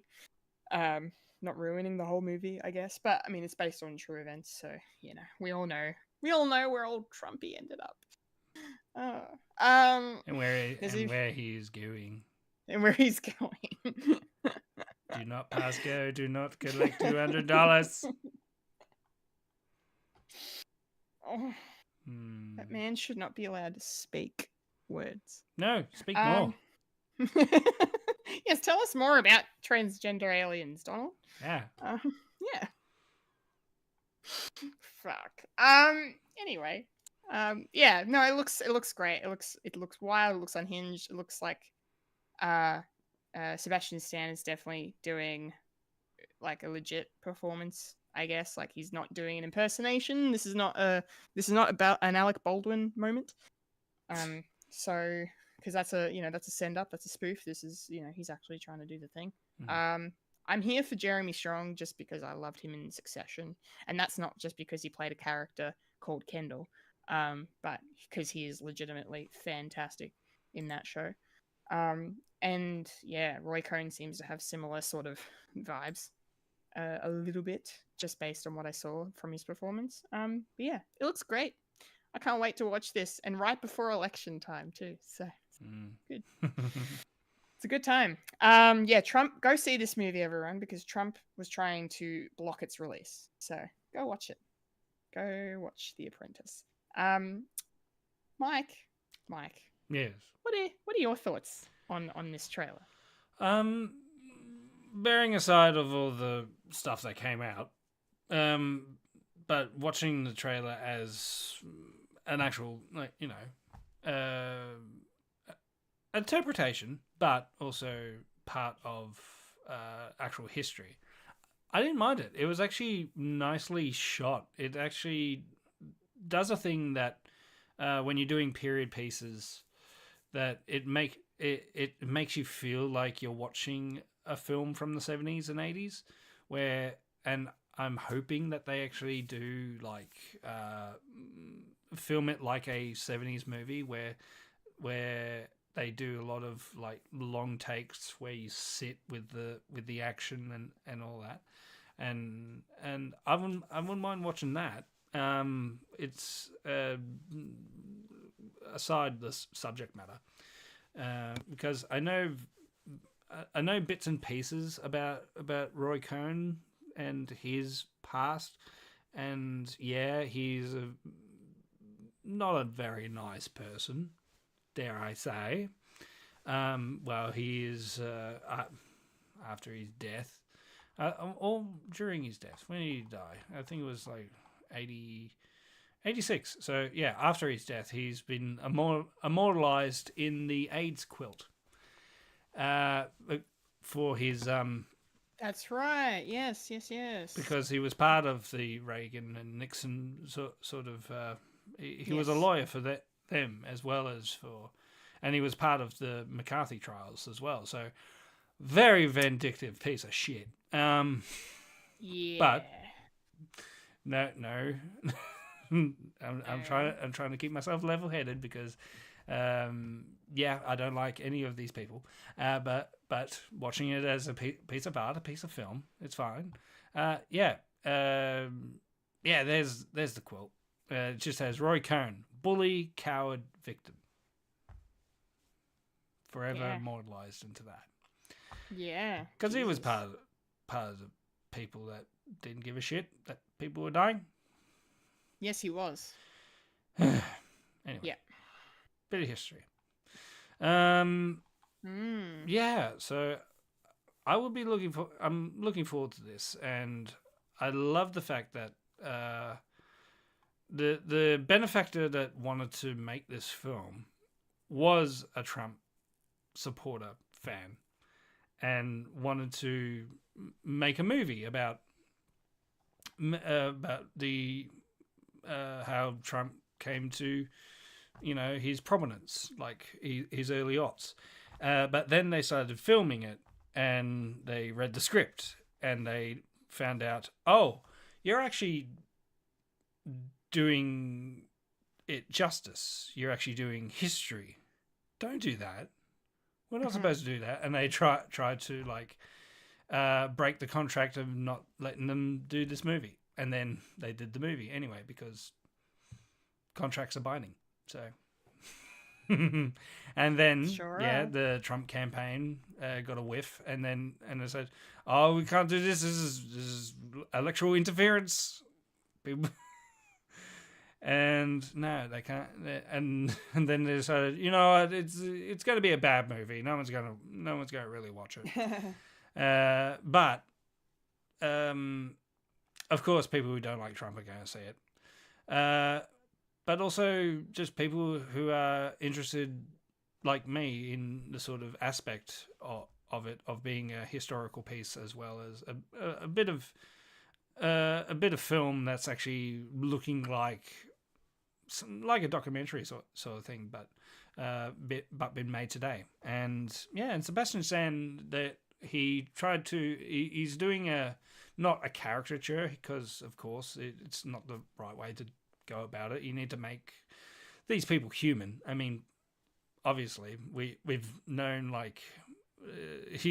Trump has been on our screens for how many years, and prominently on our screens for the last 8. So we know what the man sounds and looks like, and his cadence. So it would be a very hard hill to go on for Sebastian Stan, and it would be interesting in how to go.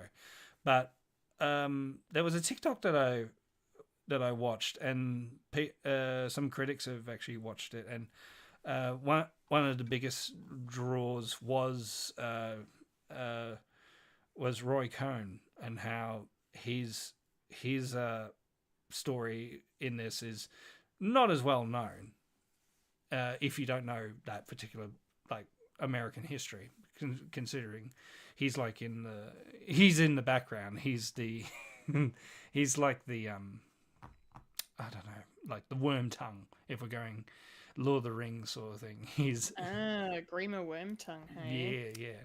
Oh dear. Yeah. Does that make Trump Saruman or Theoden? Well, one of them. You got me in a bind here.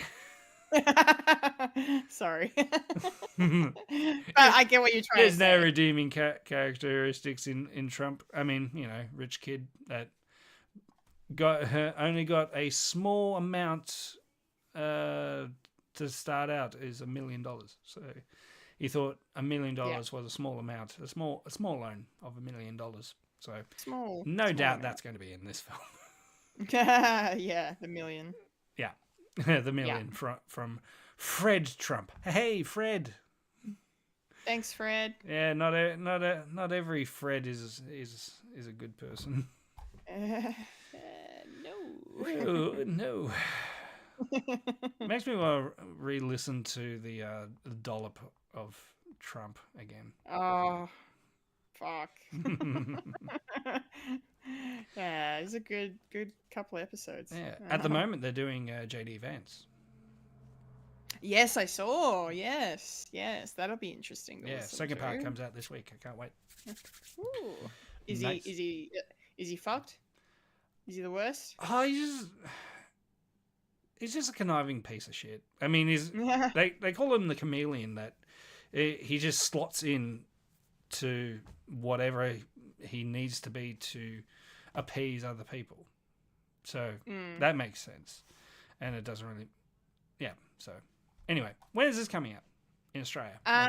Yes. Well, The Apprentice will be in cinemas here in Australia on the 10th of October. Yeah, just in time for Halloween. You know it. Get your Trump costumes out, people. Yeah. Did you know apparently that my little girl wants to dress up as Wednesday, and we've got the idea of going as the Addams Family. Oh my god, you gotta. 'Cause we can. 'Cause you can. Why not? That's great. I love that. I do too. I can't wait to see my wife in a Matish's outfit. Cara mia. Cara mia. All right. We got one more trailer to talk about. Speaking of Halloween and speaking of spooky. Speaking of vicious vampires that suck the blood out of society. Yes, I didn't actually know this was a vampire story. Fuck, I'm sorry. I was not gonna let that slip because they didn't put it in the trailer. Fuck. They did. It's okay. I found out I did it to myself actually, because while I was multitasking listening to you talk about Donald Trump, and I was looking up because I know there's been other versions of this done adapted before, and I looked up the other ones, and even in the IMDb description of this version of Salem's Lot, ladies and gentlemen, we're talking about Salem's Lot. They mentioned vampire in the description. God damn! So. And it was such a good trailer too. Just to Yeah, because I was like, bury I that didn't know lead. this was a. I didn't know this was a vampire. I'm like, are they all possessed? Like, what is it? Are they zombies? Are they ghosts? What's happening? Technically, and no, yes. Technically, yes. They're all vampires, kids. Don't worry about it. It's fine. This actually makes me more excited to watch it because I love vampires. I am a slut for vampires. Ooh, So yes. Ooh. Ooh, Ooh. Salem's Lot, ladies and gentlemen. This is another adaptation of another one of Stephen King's iconic books. the king himself. The King himself. This is, I think, at least the third adaptation of Salem's Lot we've seen. There's been 2 previous miniseries. One came out in the late 70s. The last one came out in 2004 and starred Rob Lowe in the title, the main character role. Donald Sutherland was also in that. Two late great actors I'll mention, Donald Sutherland and Andre Braugher, were both in that.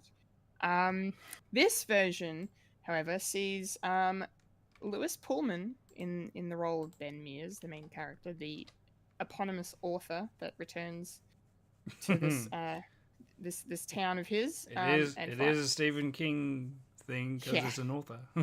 There's a writer in here. Write what you know, they say. I love Lewis Pullman. I think he's excellent. Clearly, in case you don't know, he's the son of Bill Pullman, another great actor. But this trailer was great. I like this trailer. I liked it a lot. I would have watched it even without knowing it was vampires. You're right, though, Mike. They did a very good job of showing without telling, I suppose.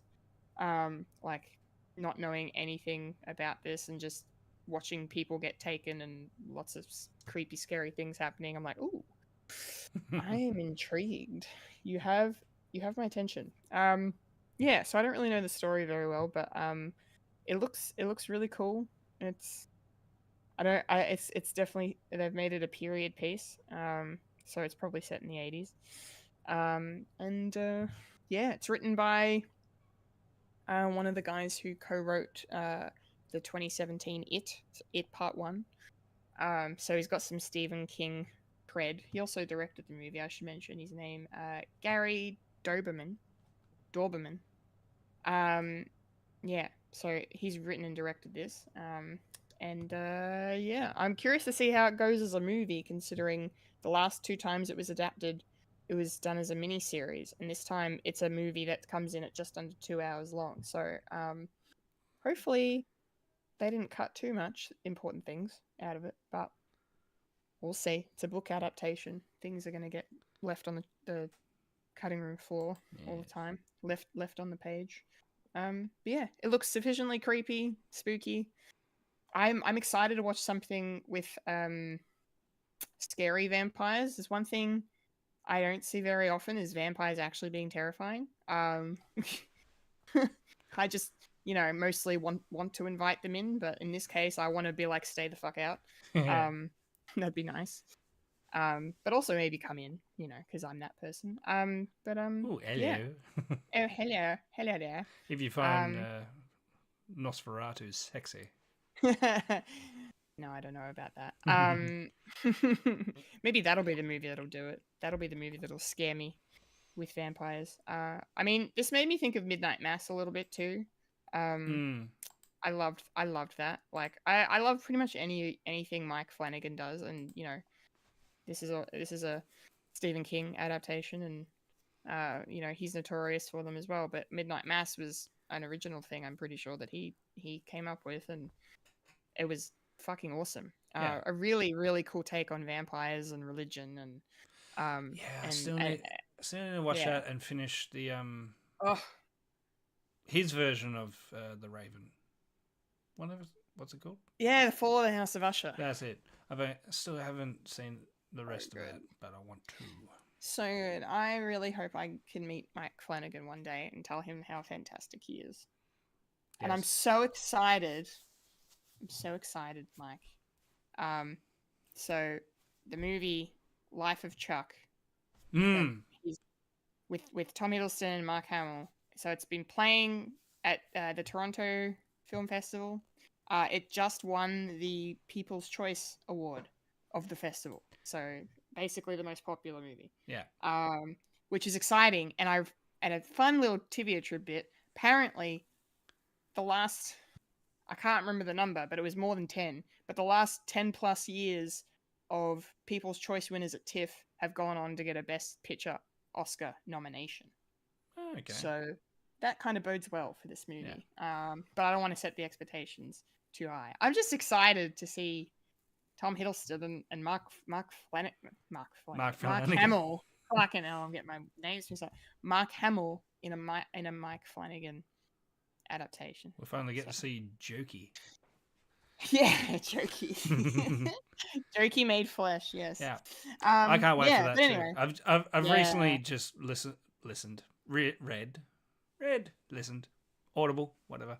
The short story of it. And nice. And it sounds very interesting. And yeah, will be interesting in how they do it. Apocalyptic story. Yeah. In a way, I mean. Yeah. Okay. It definitely is a lot to do with my feeling of the state of the world, of how we're very distracted, but we're not noticing the world like crumble around us. Scary. Scary. Yeah. Thank you, Mike Flanagan, for making Dr. Sleep as well. Yeah. Fuck yeah. Dr. Sleep was incredible. That was especially for like people who've actually read the Shining books as well. Well, in the same camp as I like the Shining book, and I like the movie, The Shining, that Kubrick did. Yeah, that took a lot of liberties and how they sort of meshed into each other, and especially the ending for Dr. Sleep is just it's so good. I watched it in the theater. I was like, they're doing it. Oh my god, they're doing it. They're doing it so good. Yeah. Oh, I want to buy you a beer, Michael. Yes, let's all go out drinking with Mike Flanagan. That'd be sick. But anyway, Salem's Lot looks fantastic. I'm gonna watch it. Yeah, I'm gonna watch it. I need to rewatch that too. Yeah, reread it. Yeah, I've never read the book either. Clearly, so yeah. What do you think of this trailer? What do you reckon? I really liked it because this was in like distributing hell for years. Oh, I know. They've been trying to get this thing made for a long time. Well, they made it and was sitting on the shelf for like 1 and a bit years. Something ridiculous like that. And people have been asking, like Stephen, who's executive producer, because most of his stuff you can actually get the rights for fairly easy, because he is sort of prolific when it comes to like his stuff, because everyone knows his stuff and he doesn't really need it. He just writes books. Like he writes like like a book a year basically. He's that prolific. But people have been saying, it's like, oh, when's Salem Lot coming out? Because it's been so long since we've had like something like this, and people have been clamoring for it because, you know, they want scary vampires again, because everyone knows it's like, we want to see the Lost Boys, we want, you know, all this. we got the sexy vampires. When can we have Nosferatu back? And Nosferatu's coming out, so it's perfect timing, really. Mm-hmm. Yeah, so, and finally it's coming out, and I can't wait. And I really, really enjoyed the trailer because, yeah, I know what it is, but I love the fact that they buried the lead of what these creatures are and what's happening in the town. And if they're doing something like that to just get people hyped, this is going to be a very interesting take. And I'm not sure if they're going to do like a full-on adaptation of the actual book. I'm hoping that they do some liberties of different things, because it hasn't been out of the public mind. Because if I really enjoyed the series Castle Rock, that unfortunately Yeah, I only had never watched it. they only had 2 seasons so far, and me and my wife loved that because we had huge Stephen King kicks like at the same time, and we were just watching and reading all the Stephen King stuff, and that was like the biggest thing that we really enjoyed that was coming out each week. Where the second season actually had the so it actually had the setting of Salem's Lot, as well as characters from other Stephen King's books. Like Annie Wilkes was in this. It was Yeah, great. that's right. It was like a prequel to Misery, as well as it had the main bad guy. They got possessed by the spirits from the house that we see in this trailer of Salem's Lot. They had the bad guy from the bully from Stand By Me, and he's like all grown up. It was really great, and I love how I just love Stephen King's like universe. It's all interconnected, and funny enough, I'm listening to like Night Shift, which is a collection of short stories from him. From Stephen King, and one of them that I actually started listening to is Jerusalem's Lot. Is like a prequel story to Salem's Lot, how it's all set in the 1800s, and how I won't spoil it, but this guy actually buys a house, and there's stuff happening in the house, and it's like really airy, but you sort of know what's happening if you've read Stephen's Lot. It's Stephen's Lot? Yeah, Stephen's Lot. I've read all Stephen's Lot. But there's still more to read. It's great. Yeah, so I'm definitely going to be one of the ones that are going to be watching this. So when is this coming out, Kendall?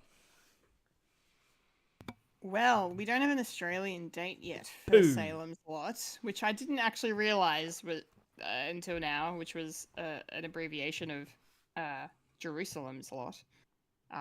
Very clever. Salem, Jerusalem. But in the States, it's going to be out on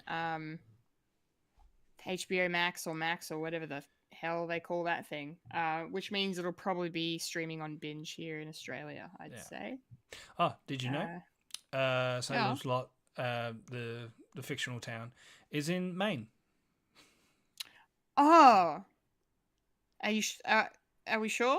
Like, I mean, Stephen King doesn't usually write in Maine, does he? Like, no, that's kind of weird. That's kind of weird for him, isn't it? Yeah. Yeah, I wouldn't have thought Maine. Yeah, it's near Derry. It's near Maine. Bit of weird choice. Yeah.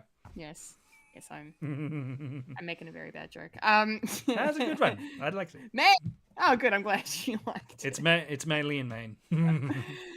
Yes, and it involves a novelist trying to, with severe writer's block, and then trying to have a good time. Yeah. Let's not mention the Dark Tower. Oh God, the Dark Tower. My kingdom for a good adaptation of the Dark Tower. It's never gonna happen. Anyway, so that brings us to the end of Trailer Park. Yes. Yes. Which means yes, it's time. Oh. For the moment. What are we doing? The section. Oh yeah, the part, the place, the thing, the spot, the time. Oh. Yes. In the show we'd like to call. Where's the button? There it is. Yay! Talking Who? Hey, we're talking who? We're talking who? Hey, and the TARDIS. That's got fucking Sutek writing on it. Remember that? Yes, Sutek is always there now. Always in every episode. Watching. Always watching. Yes. All right. Yes, it's Talking Who. It's time to talk some Who. We are going to be chatting our thoughts on Doctor Who, Series 6, Episode 3, The Curse of the Black Spot. This is a pirate sci-fi smash episode. Smash. This is Doctor Who does the pirate thing. And yeah, my overall thoughts. I enjoyed this episode. Not a whole lot to it, I suppose, in terms of the story. Pretty simple. I kind of like this idea of the TARDIS just being drawn to this place because it senses the distress of what's happening. I kind of think that's fun. I liked that the Doctor was, he was doing his thing of like, this is what's happening. Oh no, it's actually this. Oh wait, it's actually this. And then the captain of the ship, Avery, played by Hugh Bonneville, is just like, I'm the captain. I'm in charge. And then the Doctor kind of immediately, although he still does his thing, but he's like, no, I will submit to you. I will pay respect to you, and you're in charge. What do we do now, Captain? What do you want to do? So I kind of like that aspect as well. Amy and Rory didn't have a bunch to do in this episode, really. But that's fine. I have a complaint about neither of them did anything that pissed me off. Just a certain writing choice that I'm going to bring up. Yeah. I'm just going to bring up when we get to the end. I wonder if you can guess what it is, Mike. The fake out death. Yeah. I've got a rant prepared. Yes. One more and we get a free sub. Yeah. Fake out death or me ranting about it? Both. Both. We got 2 cards for both. But other than that, on the whole, this is a harmless episode of Doctor Who, like a very much a monster of the week sort of deal with some overarching plot smeared in a couple of droplets in the background. So Michael, what did you think rewatching this episode? How did you go? It was a lot of fun. It's quite interesting because this episode definitely gets overlooked sometimes, considering the first two-parter was like a big thing to come back from, and how people were like overhyped. Well, not overhyped, but they're absolutely hyped of this season and coming in, and this episode is sort of wedged in between the next one that we're not going to talk about, but the next episode is the Doctor's wife, and that's a lot of people's favorites. So this sort of gets overlooked because of that fact. But this was a very, very small but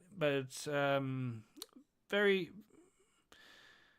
It was just nice. I just want to say it's nice. It was just a lot of fun and a very easy story to go from A to B, and a lot of stuff that we've sort of seen. I mean, the overarching villain is sort of been done before. If you remember the what's that episode? It's in the first season where the Doctor goes to the Blitz and are you my mummy? It's sort of akin to that, where this AI medical thing, and it also reminds me of the Boom as well. It also reminds me of Boom as well, with the medical thing being Yeah. Yep, interesting. We're using ideas, are we, Doctor Who? Yeah, again and again and again. Anyway, I like watching the same story 20 times. So, and pirates. I love pirates. Which is interesting. They haven't really done. Doctor Who hasn't done much piratry. and this is like the first time in the new Who with pirates, because the previous one, and we'll probably talk about this for a particular character, because this is sort of a prequel to a previous classic Who story. Oh. I wondered if that was a little bit of a setup at the end there. Very interesting. Mm. I really like this one because it was just a fun romp and didn't really have much stakes, or the stakes that they sort of had. It's been done before, and it's just starting to get boring. Yeah, the Amy and Rory stuff, but Yeah. and just a sprinkle of what this season is all about, just sprinkled in. Yeah. Mm. So Mm-hmm. over and all, it was a nice one, but it's not one of my favorites in the series. This particular series, but it was fun. That's fair. That's very fair. Cool. All right. Well, getting started, I think. Yeah. I mean, we got a pirate ship. We got some pirates, and they're not having a great time because they're being they're afraid that they are going to be taken by a siren. But I like the kind of twist of and the setup, I guess, of any little bit of harm will see you get taken or killed, as they think at this point. Yeah, even a paper cut. Even a paper cut and you're fucked. So yeah, I liked that kind of setup, and and then hearing the music is very haunting music, and then oh, who's that underneath the deck of the ship? Why, it's the Doctor and Amy and Rory and the TARDIS. Yeah, and Sutek. And Sutek. Yes. Yeah, I love this sort of reverse fish out of water stuff that that Doctor Who does with the Doctor knowing exactly what's going on and then being in an environment that they don't belong, but everyone else is around is just like, who the fuck are you? Why are you here? How did you get on the ship? They stowed away. How did you get on my ship? Yeah. I kind of liked the way the whole episode kind of kicked off. Things moved really quickly, and we start losing crewmen, and then Rory gets nicked, and so Rory's all like, this is the thing that was kind of, I don't know, it makes sense, but it just made me think of the fact that you have categorized this era of Doctor Who as horny Doctor Who. Yeah, I probably shot myself in the foot, and you should have came to your own conclusions on that one. I should. That's fine. But just the fact that when the siren is calling, and I guess it makes sense because in mythology, sirens, call wayward seamen to them, and there's very much a sensual nature to the way that is done. So it makes sense that anyone that is weak to the siren's call in this episode will be kind of googly-eyed, for want of a better term. Yeah. But this wasn't written by Stephen Moffat. It was written by Stephen Thompson. So yes, different. So Steve's a horny, is what you're saying. Well,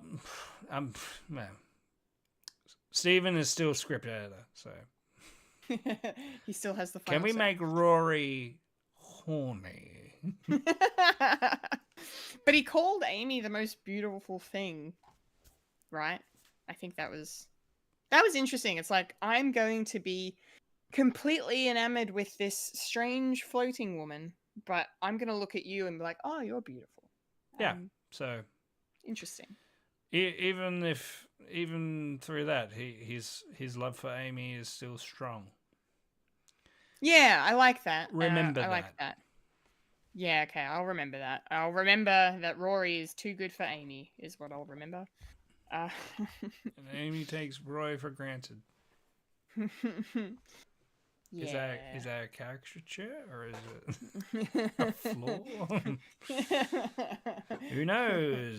Who knows? Who knows? What did can't- you think of what did you think of the way the episode like started and like how we were immersed into this siren story? Well, from a young age, I really enjoyed piratery and all that stuff. It just fascinated me as a kid. Yeah. And I couldn't stop watching Pirates of Penzance. Amazing. Because back then that was like the only pirate stuff that I could watch. That and Captain Pugwash, and that's it. Because the Pirates of the Caribbean, which coincidentally just came out, so people's idea for pirate stuff was kicked into overdrive, and then they said, "Oh, let's do a pirate story for Doctor Who." Because Doctor Who hasn't done a pirate pirate episode since the 60s, which coincidentally is part of this episode as well.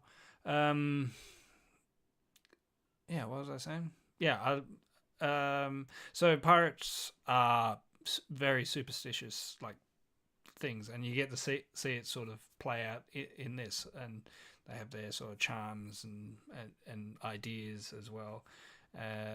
And also sirens as well, because even back then, like Greek stories were still being told and everything like that, and yeah, the sirens is the Odyssey and all that, and people and they thought manatees were mermaids, because Yeah. well, every port in a storm, when you're out at sea for months and you haven't seen a woman in a while,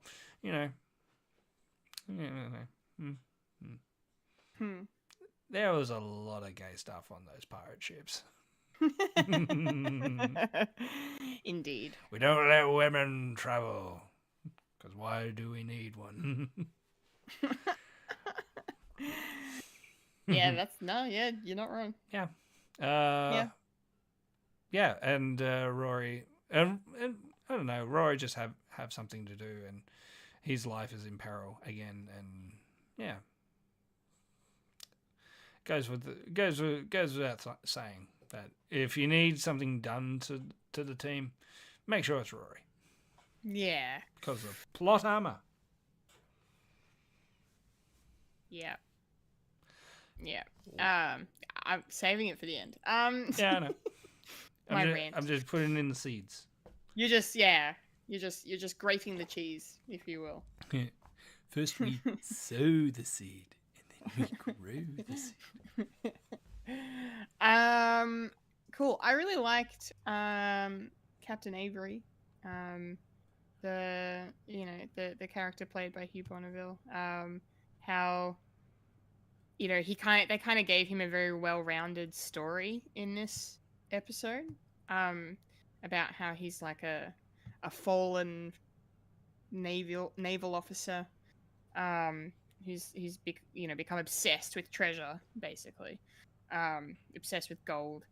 And left behind his now deceased wife and son, who's dying, essentially. And kid doesn't know his dad's a pirate, and then turns out the kid has stowed away on the ship.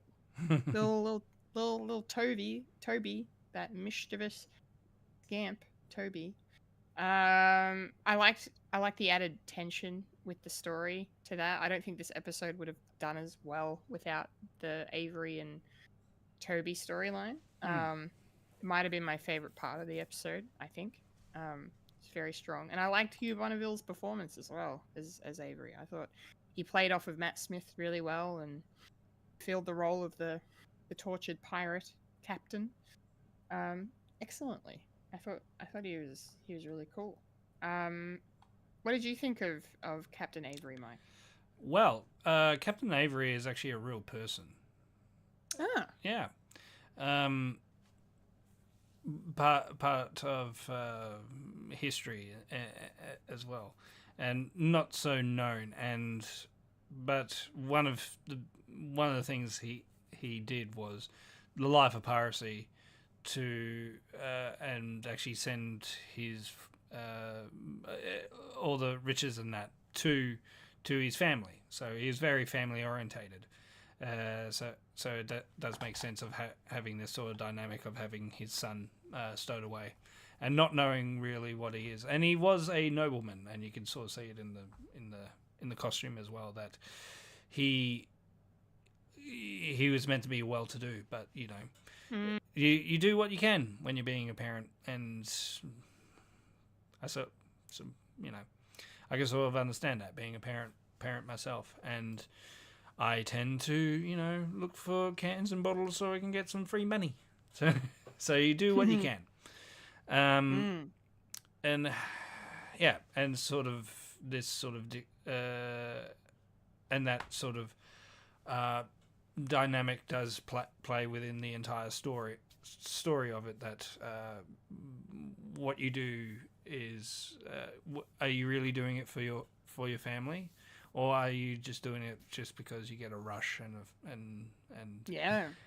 hence why he's the big stink of still having like something shiny, and it just screws you over, and then you want to keep this thing, but in the end you lose your son at the same time. So all the character work happens with Avery, and not necessarily with the main crew of the TARDIS. So that's nice. So and the ending, not to jump ahead, but ending is sort of fitting, because in the end no one knows what happened to Captain Avery. Okay. So it's very fitting for a Doctor Who thing to say, some space stuff happens. I love that. Yeah. I love that you can make whatever up in sci-fi. Yeah, you can. It's like I've said it a few times as we've talked about Doctor Who, like the way that they can take historical figures and put a sci-fi twist on them, change their story a bit, but maybe still keep it within their story at the same time, or filling in the blanks somewhere. It's just a lot of fun. Yeah, it's more whimsical. Very whimsical. Yeah. Very whimsical. You mentioned shiny. I really liked as well the twist on how the siren can get in. The fact that the Doctor thinks it's water at first. I think he uses the screwdriver to figure that out initially, if I'm not mistaken. Or maybe he just deduces it, I guess, based on the way she keeps appearing. But then when he figures out the twist of, actually, she's coming through reflective surfaces. And then the fact that the treasure, the thing that Avery covets most, is something he has to get rid of in order to, save his son. Save the people that are marked for death, basically. And I just thought that was really, really cool. Like the idea of the treasure, the pirate booty, being the one thing that is actually going to lead to their death. Because at this point in the episode, we still think they're all going to die, or have died. So I just really liked that as a concept. That then gets expanded even more so when the Doctor realizes, we have to actually let the siren get us. I don't think anymore that the siren's killing people. I think something else is going on. And then it turns out that it's, there's been an incursion and two universes have collided. in the same place at the same time, and they, using the reflective surfaces as how you move between the two. So I thought that was really cool. I like that as an elevated idea, way to take like a simple kind of function and just, oh, actually it's this. Oh no, actually it's also this. Like I just thought that was clever. I liked it, and it upped the tension and it upped the stakes quite a bit. I thought it was cool. Do you have any thoughts on that kind of element of the episode, I guess? Yeah, I really like this. I really like this because it doesn't need to be explained by like science or anything like that. It can just be, just a portal, and just say, well, Just a portal. so, it's the it's the Thor thing. It's like it's magic and science. So, Yeah, why not science both? is magic we don't understand yet. And having a science. portal into having a portal in a different dimension is kind of cool, and it does like this does happen with Doctor Who, like sometimes again and again, like the Madame Pompadour sort of thing, where that's also reflections and mirrors into a different time, where you can do it with a different dimension, and just trying to coexist in between, and being the time of where they are, it does cater to the fact that this is something magical, something that cannot be explained, so it must be ethereal and all this. And then you got the Doctor saying, "Nah, it's science." I kind of like that get out jail free card. It's like, I was like, oh, is this magic? It's like, no. It's kind of like the Shakespeare Code as well, where a certain a certain order of words can change like the fabric of space and time, which is basically casting a spell. So I do like it, but it's sort of make any other science sci-fi show wouldn't do that, but in Doctor Who you can, because anything is possible, anything is canon, and anything can happen. Yeah, I like it. This is very true. Yeah. No, it's great. Cool. Well, what else could we discuss? I think I've touched on a lot of this stuff. It's a already. very simple story. So simple. There's not a lot to unpack, really. Yeah. I guess we just talk about the reveal with the siren, maybe. Yeah, like, going along with the reflective surfaces thing, and then realizing, the doctor, like I said, the Doctor realizing that, oh, actually, and I kind of had a feeling, that it was going to happen. Like, I think the moment that the kid got taken, I was like, oh, okay, they're not dying, because they're not killing kids. Well, considering something that I watched during the week, is like, wow, really? Yeah. Yes. If you're Will Ferrell and Ryan Reynolds, you're killing kids. Doing a Christmas musical. Yeah. Happy holidays. Happy holidays, everyone. Happy holidays, dead kid. Oh boy. Yes. But yeah. So as soon as the kid died, I was like, as soon as Toby got taken, I was like, oh, okay, no, they're not actually dead. And then immediately after that, Rory falls in the ocean, and then the Doctor, Amy's trying to go in and save him, and the Doctor's like, nah, it's too late. It's too late. You go in there, you're gonna drown. As well.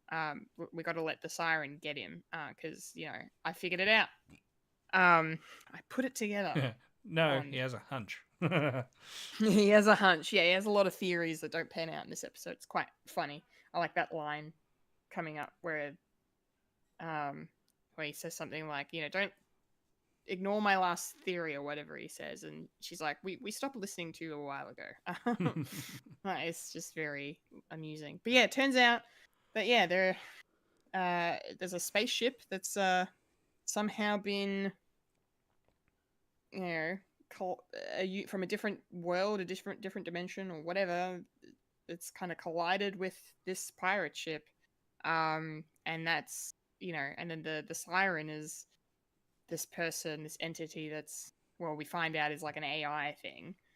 And I loved how they kind of all, like, they all figured it out at the same time that we figured it out. Like, I couldn't tell what the hell's going on. And, we see everyone's on this ship, they're all laid up in all these different beds, and you try and unplug them, and then the siren comes along, and then I like how I like the moments where we see the siren be all, like, its face kind of contorts and looks a bit creepy and whatnot, and then Doctor has the epiphany that she's like a doctor, she's a nurse or whatever, she's a medical AI basically.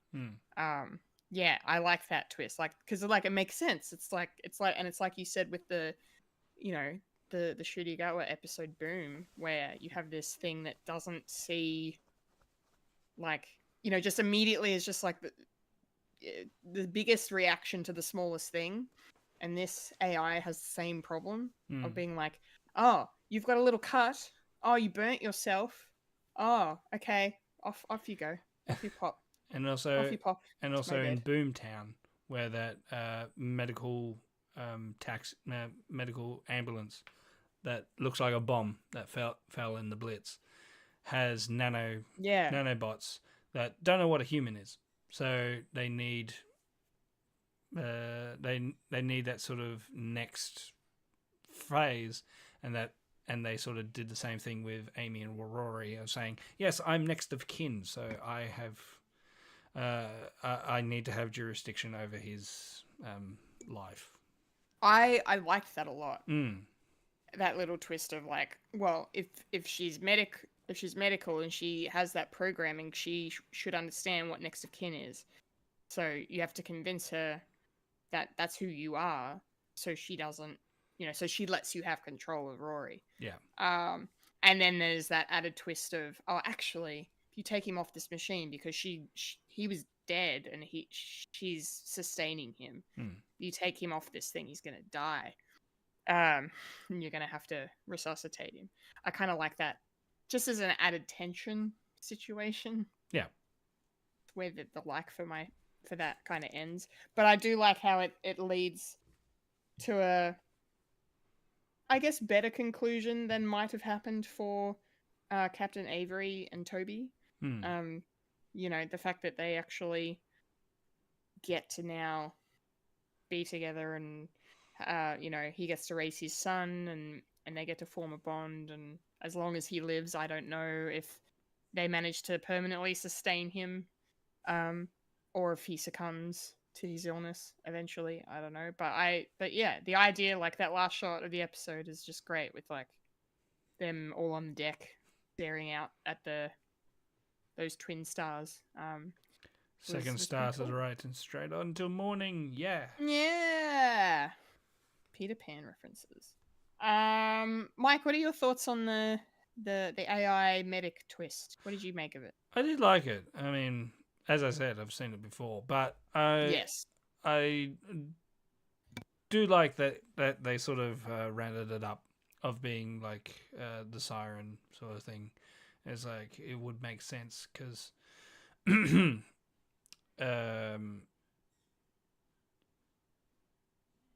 don't know what my thought is going to be,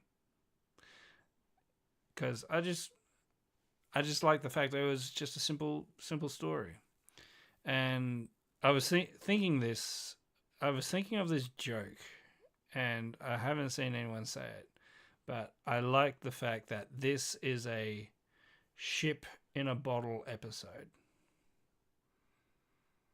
Oh my god.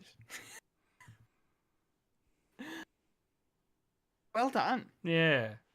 Well fucking played, sir. Well done. That's fantastic. Because it all takes place on a ship, or two Yes. ships, basically. Yes. And Yes. and they don't really go anywhere, and it was just a simple story. And sometimes they're the best ones, and a good representation of. It's like what is Doctor Who? Well, this one, it has elements of history as well as science fiction, and just a simple dynamic of if this is like a medical ward, therefore it's a simple idea. I like it. I like it a lot. Yeah, that's fantastic. That's very good. Great. Well, shall we just talk about the frustrating thing? Yeah, Rory doesn't die. Rory doesn't die. Yeah, so I'm tired of what they're doing with Rory. He keeps having things happen to him. He keeps dying / not dying. And the fact that they did it again, here, and dragged it out as long as they did, was not only cruel to Amy and the Doctor, but just bad storytelling. Yeah, for the audience. Yeah, because, like, we all knew he wasn't gonna die there. Like, we all knew. This is not a season finale. This is not a mid-season break. This is not a Christmas special. It's a run-of-the-mill Monster of the Week episode. Characters generally don't tend to die in those, generally. And you did the same thing in the previous season of Rory dying, where he wasn't there for a bit. Yes, exactly. So I want to know why they made that choice. I mean, it would have. I get like the tension and that build up of like, oh, Amy has to save Rory's life, and because he's a nurse and he knows how to do things. So off screen, I guess they showed, he showed Amy how to do it, or maybe she already knew. I don't know. But anyway, basically. We get that. I get that. We get that tension, and that's fine. You could have immediately had him come off the machine, and like the way they quickly get him onto the TARDIS, like that all makes sense. That's fine. But then for him to take so long to be revived was just offensive to me. And it was just offensive. And that shot of the pullback. That wide shot, and then you see like the Doctor put a single hand on her shoulder and she's sobbing, and I'm just like, why are we doing this? No need. Why? Literally no need for this. Like, he's gonna come back, and I kept saying to the TV as I was watching, I'm like, and he's coming back, and he's coming back, and he's coming back, and then he didn't, and I was like, nah, they're not doing it again. I didn't believe for a second, but I was just like, why are they taking so long? And then he comes back, and I'm just like, for fuck's sake. This is bad writing, man. It's bad writing. I feel bad for Arthur Darvill too. Like, fucking hell. The guy's a great actor, and he's being reduced to fucking cannon fodder at this point. I don't know. I don't like it. Amy and Rory are just... They're not doing it for me as companions. Yeah. So far, I don't know. It's annoying because everyone goes on about them, and it's probably because of how they exit the show, and I know parts of that story. But I don't know. I think a lot of people like this was the first Doctor that they sort of latched onto as well. Yeah, true. It was very much a lot of people's entry point into Doctor Who, wasn't it? Yeah, like I'm an old person, and I knew Doctor Who before it came back, so and I sort of went, okay, I'm going to slowly watch this, and then just wait until it's all together so I can just binge watch all of it. But yeah, so a lot of people like heard about Doctor Who from David Tennant's era, and this is where it definitely got a lot bigger because of that fact. And Rory and Amy is like, this is sort of stories that we want to see, like this like people who don't normally go after like science fiction need to stay for like the Amy and Rory dynamic of it's like, sure, they're a couple and they're messy as hell and they stay together, and it's like, there's problems, but you know, it's some romantic. It's essentially the first time we've actually seen a married couple on with the Doctor, and having that dynamic is new, but and in hindsight, unfortunately, it's Amy and Rory, and they're a big messy couple. Where you can't huge fucking dumpster fire of a mess. Yeah. And I can only say, like, I was a single person throughout this entire thing, and it's like I was just there for Doctor Who. I wasn't really there for like a love story or anything like that, because I didn't want to see like the Doctor romantically involved or anything like that, because I didn't like that fact. I'm sort of warm to it now, because there's a lot more stories you can actually take within that. And I like the fact that Ncuti Gatwa is sort of like shunning that away, and instead of having a companion, it's someone who's not a companion, but still has romantic feelings for another person, like on the outside, not necessarily part of the main core. That's why I kind of like the Bridgerton episode as well, where it was just a one and done, and maybe they'll come back to it. Who knows? Yeah, so, and I don't know, you don't take this the wrong way, but you have seen a lot more TV shows. Sorry, I'm trying to find my words. You've seen a lot more TV shows in between watching this show, and I don't know.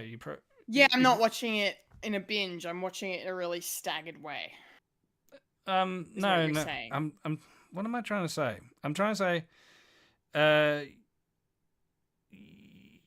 you watch a lot of TV shows that actually have this sort of dynamic, but done well. And this came out at a time in the early 2010s of how do we write compelling relationships that actually would last the test of time. But unfortunately, you can see the problems because you have been in relationships and you've seen relationships that are not like this and do not work like this, and you can see the red flags and all that. And I can see it too. I didn't see it like way back then. I was like, oh yeah, Amy's hot, and that's all I got. I think that's a lot of people. And she's I mean, it's that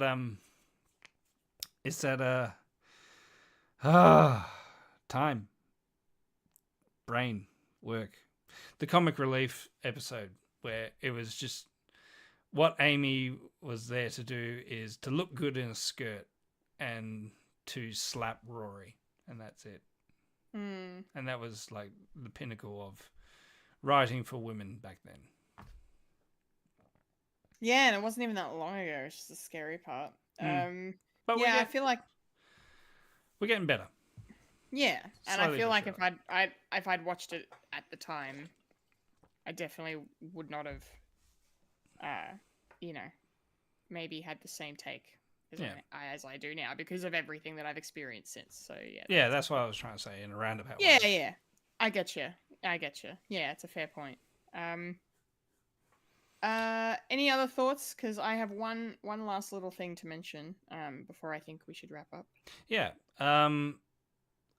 This when I was talking about that, this was sort of like a prequel to a previous Doctor Who episode. There's an episode in the first Doctor's era called The Smugglers, and in that is a bunch of pirates and previous crew of Captain Avery, who they're trying to find him, but they don't know where he is because he's vanished. So it's sort of loosely tied into that, where the reason why he's gone is because of this episode. Right. Okay. Yeah, it's cool. Yeah. Yeah, I like that connection. So little Doctor Who trivia. I love that. So next week we'll be watching The Smugglers, first Doctor era. If you think that hasn't aged well, wait till you see serialization of Doctor Who. Oh, that's gonna be fun. All filmed like a live action play, because that's the only way they could actually film. Yeah. Like we were on a stage. Yeah. Yeah. To a modern audience, boring as hell. But to people in the 1960s, oh boy. It was the only thing on. It was the only thing on, exactly. I think there was only like 2 channels. Yeah, barely 2 channels. Cool. So I hinted earlier that there was like little crumbs of overarching story of the season. At the end of the episode, we get a reminder of the Doctor not knowing that he's going to die. And Amy and Rory know, and then Rory's like, "You can't tell him. He's going. This is his future. He can't know it. Blah blah blah." So that was a nice little reminder. But the other thing that caught my attention was another reference to something we saw in the previous episode, where Amy saw a woman wearing an eye patch. Transphobe. The actor turned out to be a transphobe, so I can say that. Oh, that plays the eye patch person. Oh, okay. Great. That's fun to know. Why are people just the worst? Because they're feminists. Because they're feminists. Oh boy. So anyway, Amy sees this eye patch lady, in the wall. And she says, "It's fine. You're doing fine. Just stay calm." And then she shuts her little door and goes away. Yeah, so that's got me curious. I wonder if that's connected to how the Doctor's going to somehow not end up dead at the end of this season, and to the little girl that regenerated at the end of the second episode as well. So there's a lot of questions that need answering, and I'm sure we will get those answers, maybe in some roundabout fashion at some point. But yeah, I'm curious. How is it for you watching these little Easter eggs and knowing where the story's headed? How does it all look? Can you see things that I can't, clearly? Yeah. It's only subtle hints. And right. The overarching thing is like, oh yeah, that's going to be a thing, but what they're saying doesn't really matter. It's just a visual reminder. Mm-hmm. Sort of the same as that final shot of the Doctor scanning Amy's body and going positive. Oh yes, I forgot about that. Yeah. That's also connected. Yeah. Oh boy. Yeah, I know what's going to happen. Yeah, you do. So, first time watching it, and it all been played out, I still didn't know what the hell was going on. So, yeah, just just remember that. I think.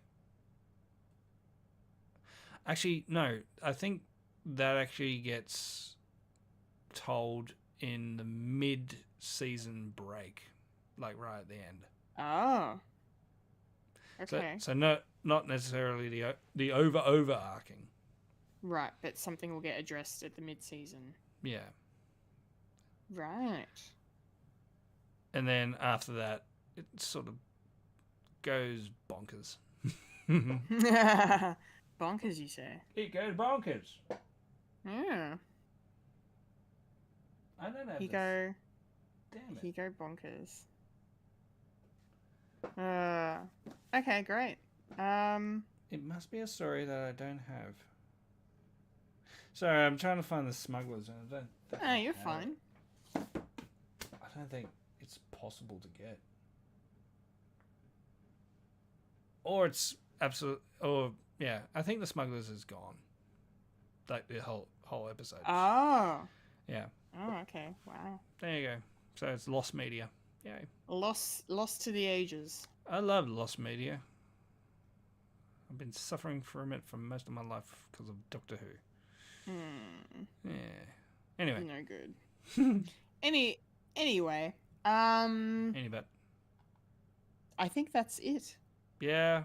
I don't think there's anything else to say. I'm done. Done dog dinner. Done dog dinner. Love it. Alright. That's it. That's our thoughts on Doctor Who, The Curse of the Black Spot. The Episode Black 6. Pearl. The Black Pearl. Yes. Series 6. Episode 3. Popcorn culture. Done. Hope you guys enjoyed that. I certainly did. Good times had by all. Which means that's the show. We're done. That is the show. Sorry, That is the show. Where is it? I was gonna ask you, Mike, if there were any more comments from the chat, but it seems the chat has gone to bed. Yeah, I think Fulya's gone to bed. That's alright. Yes, that's okay. That's alright. I didn't want us to miss anything, so I thought I'd check in.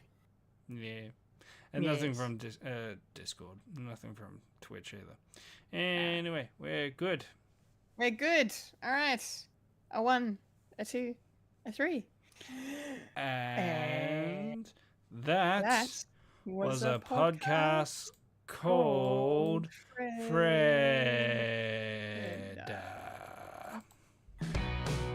Yes, remember to follow us on Facebook, Instagram, and Twitter for the latest Fred content. If you'd like to listen to Fred the Alien, you can find us on SoundCloud, Spotify, or Apple Podcasts. If you'd like to look at Fred the Alien, you can find us on fredthealien.com. That's Fred the Alien YouTube at something.com. If you're watching the stream right now, you can give us a follow on Twitch, and you can subscribe to the Fred the Alien channel. And remember to hit the bell icon so you can keep you updated to all the live stuff that we do. Woo. I've been Kendall Richardson. And I've been the man, the myth, the legend, the tired, the Michael Lister. And you just experienced a podcast called Fred. Transition. Remember to eat. Remember, Freddy lives, Loki dies, the Doctor is in, and spooky, scary skeletons are shivering down my spine. Is it time for the Halloween special? Probably not. I think it's a couple of weeks until that. Woo! Get it in there. Get her in. Get her in. Thank you for watching. Thank you for listening. Laters, Gators. And look after yourself and your mental health. Scene. I remember. You remember?